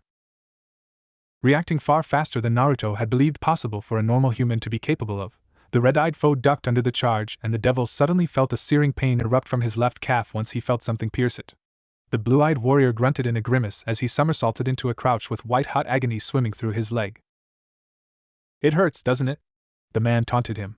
"That's the power of what light weapons do to you shitty devils. They completely destroy you." "Fuck," he silently cursed as he shakily stood. The blonde winced in pain as he turned towards his foe and glared at the young man in smoldering fury. "Kurama?" "Working on it," the Biju answered him. That redhead wasn't lying, apparently. "If you didn't have my healing factor working with you, you wouldn't even be able to stand right now. That's how much damage light is doing to your body, Naruto." "Good to know you're still good for something, you mangy fox," the whiskered teen quipped with a wry grin making its way onto his face. "Oh? What's this? A shitty devil who likes being stabbed. You must be quite the the white-haired enemy declared with a mad cackle that reminded Naruto far too much of a certain snake Sannin. The young man across the room was now equipped with a glowing, pulsing white blade in the hand opposite the one with the gun, which just the sight of made the blonde's hair stand up on end. Where'd he pull that thing out of? The shinobi couldn't help but wonder on the meter-long blade. "Here then, have some more pleasure," the crazed youth screamed in glee before firing a trio of projectiles at Naruto from his gun. The blonde moved faster than the naked eye could see as he avoided each bullet sent his way easily aside from the burning scrape one of his hands received. He winced in pain as more agony arced up his limb, and he turned back towards his foe while pulling out another kunai in order to block the vertical slash coming down at his head. Naruto winced as another lance of hurt came from the hand both holding his kunai and keeping the blade of light away from his body. Once he realized that his kunai was being steadily sliced through, the whiskered warrior quickly raised his left leg and kicked out at his foe's torso. However, the man's quickness and agility proved to be enough to disengage from the battle of wills and avoid the leg by jumping back. "He's good," the shinobi realized as his hand's scrape was covered in red energy and finished healing over. Probably on par with quite a few jounin in his taijutsu ability alone. "He's also got a fair tactical mind as well, since he forced me to use both my wounded leg and hand together to prevent his sword from reaching me. Had I not been so gifted naturally, I'd probably be dead right now." His icy blue eyes narrowed at his opponent, and he demanded, "Just who the hell are you?" "Just a priest who enjoys killing all of you shitty devils," the priest exclaimed with a crazed grin. "And your executioner." He then pointed his gun at the devil and squeezed the trigger once more, only this time for his weapon to click in a lack of reaction. Seeing his opportunity, Naruto leapt into action and moved towards his enemy before he could attempt to reload. The man's beady red eyes widened in surprise for a moment until he noticed Naruto's movement, threw the empty gun away to the side, and moved to re-engage the blonde in close quarters. The light blade and one of Naruto's kunai met between the two fighters and their faces were barely an inch from one another until Naruto suddenly spun out of the engagement and swept the priest's legs out from under him. The white-haired youth hit the floor hard and immediately rolled to the side and out of the way of the trio of kunai that buried themselves into the floor right where he'd been, and in the same movement he managed to make it back to his feet. The shinobi threw one last kunai at his foe only for the youthful enemy to slice the kunai in half with his own blade, and each half collided with the wall behind him. The two warriors stared at one another for one more brief, strained moment before they both charged once more. The priest horizontally slashed his hissing blade once they'd gotten close enough for him to, but Naruto simply slid down under the blade and went under the young man's legs, catching his foe completely by surprise. The shinobi quickly righted himself and spun a tremendous back kick directly into the center of the priest's back before he could offer any kind of resistance, sending the red-eyed male careening across the room and into one of the bookshelves. The shelves were emptied by the impact, and each tome fell atop the limp body and the wooden piece shuddered once, but it didn't fall on top of the defeated young man as well. That should have taken care of him, the shinobi thought, only for his brows to shoot upwards in surprise once he witnessed the pile of books shake and the man emerge. The young enemy shakily stood from the pile of knowledge with his sword now deactivated, while he cradled his non-sword arm. What? How? I put enough into that kick to shatter your spine. A trail of blood joined multiple others in trickling down the priest's face as he spat out a glob of blood and grew another insane, albeit painful, grin. He chuckled bitterly and answered, "Oh, it hurts like a bitch, but you'll have to try much harder if you want to put me down for good. I've killed more of your kind than I can count, and each and every one of them was stronger than me physically." That was actually pretty sane of him, the blonde thought, slightly impressed at this turn of events. "Girl, get in here," the priest suddenly shouted, taking Naruto completely by surprise. "I need to be healed." Huh? The whiskered teen wondered aloud, curious as to whom else was there, since he'd not felt any other presences that had negative emotions at all. "Freed-san." A young girl's worried voice made Naruto turn towards its source to confirm if she was another enemy, only for his eyes to go wide in shock as he realized just who she was. Asia, he thought, stunned, as the blonde girl with the emerald green eyes and the nun outfit hurried across the room toward her supposed partner. "Here," Asia soothed the man, freed, now that there was a name to that insane grin, as she held up her hands to the man's grievously wounded body. A bright green glow then came from a pair of silver rings on her fingers and Freed's wounds closed up as if they'd never even existed. Even his broken arm looked good as new. "Gotcha!" Freed proclaimed victoriously as he pulled out another pistol and fired it at the stunned Naruto. A pained grunt escaped from the whiskered youth as the bullet directly collided with his left shoulder and buried itself deep into his collarbone. The sheer amount of agonizing agony swimming through his body's veins from the direct impact with a light bullet forced him to a knee. "Shit," he cursed under his breath. "Kakashi-sensei would have had my head for that lapse." "Naruto!" A worried voice he immediately recognized as Issei's came from behind him, and the blonde felt a smirk form as he realized that the cavalry had arrived at long last, though he shouldn't have even needed them. "We're here to help, buddy." "About damn time you guys showed up," the injured youth quipped dryly through gritted teeth as he stood up and continued to glare at his opponent. "Apologies for the delay," Rias professed, but there was a fairly high-level barrier surrounding the place. "We couldn't get in until it went down." "Well," Naruto winced, "better late than never, I suppose." "Well, looky here, more shitty devils to kill," Freed gleefully stated while his sword hummed into being from the golden hilt in his hand. He then crossed his gun over the hilt of his blade and everyone prepared for another round. "Issei-san," Asia's timid voice carried across the room. "Is that really you?" "Yeah," the brown-haired boy admitted to her with a resigned air about him. "I didn't want you to find out, so I didn't plan on us meeting ever again. I'm sorry you had to find out this way, but I'm a devil, Asia." The green-eyed nun's eyes were wet at hearing the admission and her hand rose to cover delicate mouth, but you were so. "Shut it, witch!" Freed scolded loudly as he suddenly backhanded the innocent girl across the face. "Asia!" Issei cried out instinctively and moved to help her. "Issei, don't," Rias tried to warn him, but was too late. Freed's pistol immediately went towards the unaware teen and 2 shots were fired, both pierced each thigh. The boy let out a cry of pain and was sent tumbling onto the floor while blood began to spurt from his wounds. "Issei-san!" the blonde girl shouted. She was then whisked away from the mad priest's side so quickly that nobody noticed until she reappeared in Naruto's arms next to the injured teen. "Can you heal him?" the blue-eyed friend asked the female as he set her down. "I saw you heal that bastard." The shaken girl looked directly into his icy blue eyes and she barely managed a nod. "I can," she revealed to him. "Oh no you don't!" the mad priest shrieked. He then pointed his light pistol at the trio but was forced to abandon his potential attack in order to avoid a strike of Akino's lightning. Era, the Japanese queen giggled as she licked her lips hungrily. "Now you look like you could use some instruction, exorcist-san." Here, Kaniko's toneless voice came and Freed had to jump to the side to avoid her floor-cracking fist. While Kaniko and Akino both occupied the priest's attention, both Rias and Kiba made their way over towards the odd trio with Kiba keeping a keen eye on their foe in order to make certain he couldn't sneak past the other two. "What are you doing?" the master hissed and Kiba summoned one of his swords, this one pitch black. "Helping Issei," the deadly Jinchuriki answered in a steady voice. He then nodded towards the small nun and implored, "Please help that idiot." "I will," Asia promised with a firm nod. She then placed both of her hands over the groaning Issei's legs and the same green glow from earlier came into existence. The 2 devils who hadn't seen her power in action before stared in wonder as the boy's wounds were completely healed to the point that it seemed as if he hadn't even been shot in the first place. Naruto helped his friend sit up while Rias breathed out in awe, a sacred gear that can actually heal a devil.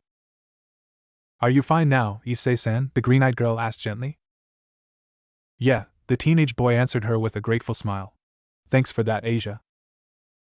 Before she could say anything further, however, Fried interrupted the moment. You're in deep shit now, you witch. Not only did you let the barrier fall, but you just healed a devil. The gentle girl paled right as Naruto's acute sensory abilities picked up a group of 4 fallen angels approaching their positions speedily. While he was certain he could defeat them all on his own, he realized that engaging so many in such a well-populated area was a bad idea. Rias, he warned. Fried let out a few mad cackles as a purple and black portal began to form above their heads on the room's ceiling. And now you bunch of shitty devils are really done for, he exclaimed. Here come my friends. Let's go, the king commanded, and both Akino and Kaneko immediately returned to her side. We came only to retrieve Naruto, and our objective has been accomplished. Akino, take us back. Hi, Bucho, the queen accepted with a nod. She then held out a hand and a large crimson magic circle formed underneath them all. Rias' azure eyes softened as she turned her gaze towards the smaller blonde girl and told her, I thank you for helping my servant, Asia-san. However, I cannot bring you with us. You should return to your church. A single tear trailed down the gentle young woman's cheek and she nodded in acceptance of her fate. She then stood back up, turned away from the group of devils, and began to walk back towards her fellow exorcist, only for him to slap her so hard across the cheek that the action echoed in the room's silence. Asia! Issei's frantic cries echoed as he frantically tried to get away from Naruto's firm hold. Bucho, please, let's take her with us, he pleaded. The crimson-haired master only shook her head sadly and informed him, this magic circle only works for members of my house, Issei. That nun can't come with us. Asia! He tried again before turning towards his friend's cold eyes, and the betrayal within those golden orbs nearly made Naruto let him go, but he managed to right the hitch in his throat. Naruto, he practically begged of his friend, only to be bitterly disappointed when the blonde merely shook his head. Issei-san, Asia's soft voice came to them, and the pair of devils turned to see her shakily attempting to push herself off of the ground. Her right cheek was burned red and pulsed from the blow she just received, and she told them, Don't worry about me. I'll be fine. I promise. Asia, Issei nearly sobbed as a few tears of dismay made their way down his face. I swear I'll rescue you, Asia. I promise I will. Goodbye, Issei-san, the teary-eyed blonde nun parted with him once the teleportation magic activated, and the entire group of devils was whisked away from the heart-wrenching scene. The sound of a slap echoed in the completely silent clubroom. What was that, Issei? Rias growled at the defiant boy. I said then let me leave your house so I can save Asia on my own, the teenage youth repeated unflinchingly. If you won't let me save her as one of your servants, then cut me off so that I can do it alone. All you'd lose is a single sacrificial pawn, right? You won't lose hardly anything. So you think that because you're a pawn then you're basically meaningless, is that it, Issei? Naruto's cold tones sliced through the room. The brown-haired boy's head whirled around and he glared at his blonde friend just as heatedly as he did Rias. Isn't that how it works? He pointed out bitterly. The pawn is sacrificed so another piece can get what the king wants. After all, the pawn is the weakest piece, Naruto. True, the blue-eyed young man accepted with a small nod while he suppressed an internal wince at how biting Issei's words were. I need to be careful here to not push him too far, he reiterated. You are right that, in the beginning of the game, the pawn is the weakest piece on the board, but tell me, Issei, do you know why some people claim the pawn is the most powerful piece? Promotion, the crimson-haired beauty answered for the now confused pawn. Just like in chess, when an evil piece pawn reaches enemy territory, like the church on the hill for instance, the pawn can use promotion and be granted the abilities of any piece aside from the king, meaning you could become a rook, knight, or even a queen temporarily, Issei. Huh? Issei queried confusedly while Akino entered into the room, walked over to her master's side, and whispered something in her ear. Very well then, Rias sounded pleased as she straightened her attire and wiped off some imaginary dust. Naruto-kun, Akino, and I have an important matter to take care of now. Kiba, Kaneko, I want the two of you to protect Issei. Hi, Bucho, both of her addressed servants accepted their orders with a slightly knowing look in their eyes. Issei, Naruto requested of his friend, who turned back to glare in his direction once more. Believe me when I say that I do know how it feels to be helpless, but also remember that you're anything but. I know me bringing you back from the mall earlier wasn't what you wanted, but I swear to you that I'm still and always will be on your side. Do you recall my first lesson to you last week? What was the mantra I drilled into your head? Always look underneath the underneath, Issei mumbled out like it gave him a bad taste in his mouth. But what does that have to do with what's happening now? Follow that advice I gave you and you'll figure it out for yourself, the whiskered blonde answered vaguely.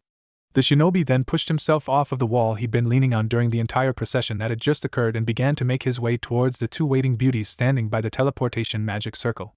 Before they left, he turned towards the two charged with protecting his friend and said to the pair, "Be careful, Kiba, Kaneko-chan. Also, be sure not to let that idiot kill himself while I'm gone." "We will do our best," the blonde knight bowed in acknowledgement. "Will do my best also," the white-haired girl responded. The Jinchuriki nodded in appreciation to each of them before turning and informing the two ladies that he was ready. Nobody saw it, but as the magic circle activated, a feral grin crossed over Naruto's whiskered cheeks that would have sent any who'd seen it scurrying for safety. "I told you, wait, there's 3 of them." A childish-sounding voice came from above the trio of devils once they'd arrived at their destination. "Wait. Where's the dolt with the brown hair? I only see a blonde with whiskers." "It seems you were wrong again, Middlet," a deep voice that Naruto recognized as the fallen angel who'd stabbed him. Danasik was his name, according to the rest of the occult research club. "This blonde, however, is the one I told you all about." "You mean that imbecile you killed for defending the one Rainer killed?" The voice identified as Middlet came from above and to Naruto's left. "Truly?" a third voice, feminine by its sound, asked. "Indeed he is, Kalawarner," Danasik confirmed. Naruto's cerulean eyes panned up and he witnessed a trio of people floating in the air with feathery black wings spread and flapping in the night sky above the trees. The two he'd never seen before were both women, one looking in her mid-20s while the other looked barely older than Kaneko. The more mature woman had her violet hair cut in such a fashion that it covered one of her violet eyes, and she wore a purple trenchcoat-like top that bared a good bit of her pair of mature.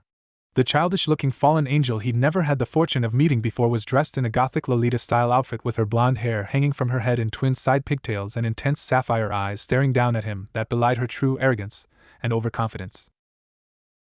"Good evening to you all," Rias greeted their enemies for the night cordially. "Would this happen to be all of you? Rainer's finishing up the ceremony, but we're more than enough to handle 3 devils." Middlet, the smallest one, spat down at them while looking down at each of them. "Sad to say, but your rescue attempt is about to fall utterly short." "Era, Akino giggled at them before suddenly shooting her open hand up, and hundreds of crimson magic circles completely surrounded the area of forest that the sextet were in. "Why, whoever said that we were the rescue team?" "What?" the blonde chibi shrieked. "And I was so certain they'd try and come in from the back." "This is a fairly high-level barrier," the other female, Kalawarner, if he guessed, noted out loud after inspecting the spell cast. "The only way for the 3 of us to break it and get out is to kill the caster or get her to drop the spell." "Sounds fun to me," the lone male fallen angel grinned viciously down at the 3 devils. "Oh, I assure you it will be," Naruto promised each of them. He cracked his neck to the side and flexed his muscles once before thanking his master. "I owe you one for this, Rias-chan. Now I can really test out my new strength for once." "No problem, Naruto-kun," she accepted his thanks with a small nod. "Just don't take too long. We do have a schedule to keep." "Gotcha," the blonde shinobi acknowledged once he'd gone over his plan for the night one last time and found himself satisfied. He then called up to the trio of winged adversaries and asked them, "So am I going one-on-one, or are all 3 of you assholes gonna come at me at once?" The chibi's face turned red in anger at his words, Kalawarner laughed at Middlet's face, and Danasik chuckled in amusement in response to his challenge. "I killed you once, devil. I can do it again without any help," he finished in acceptance to the one-on-one series. "No fair." The smallest blonde pouted petulantly. "I wanted to kill him for him calling me an asshole." "You can have one of the other 2, the older man told the small one. "If that's your decision," the shinobi spoke in a low whisper while his body shook in anticipation of the fight to come. "Rias, Akino, stay back. This won't take long. 30 seconds tops." "Hi, Naruto-kun," the priestess of thunder nodded before creating another barrier around both her and her master. "Show me your stuff, Naruto-kun," Rias gave him a wry grin. "He already has," the perverted fox attempted to chime in, but was ignored one more time. The whiskered blonde then turned his back to his opponents and gave his master an overly dramatic bow with an arm stretched across his chest. "It shall be as you command, my mistress," he accepted like how a traditional butler would. Rias' eyes shone with amusement at his antics until he suddenly began rolling to the side in order to avoid a pair of light spears heaved down at him from on high. "Well, that wasn't very nice," he scolded the fallen angel's impatience. Danasek merely shrugged once and informed him condescendingly, "You really shouldn't turn your back on your enemy. Doing so will just get you killed." The shinobi on the ground looked up at his foe and gave him a false air of civility while advising, "And you really shouldn't ever underestimate your enemies." The blonde smiling form then suddenly disappeared from sight, and then reappeared over the stunned Danasek with his devil wings extended, and he delivered a double hammer fist down onto the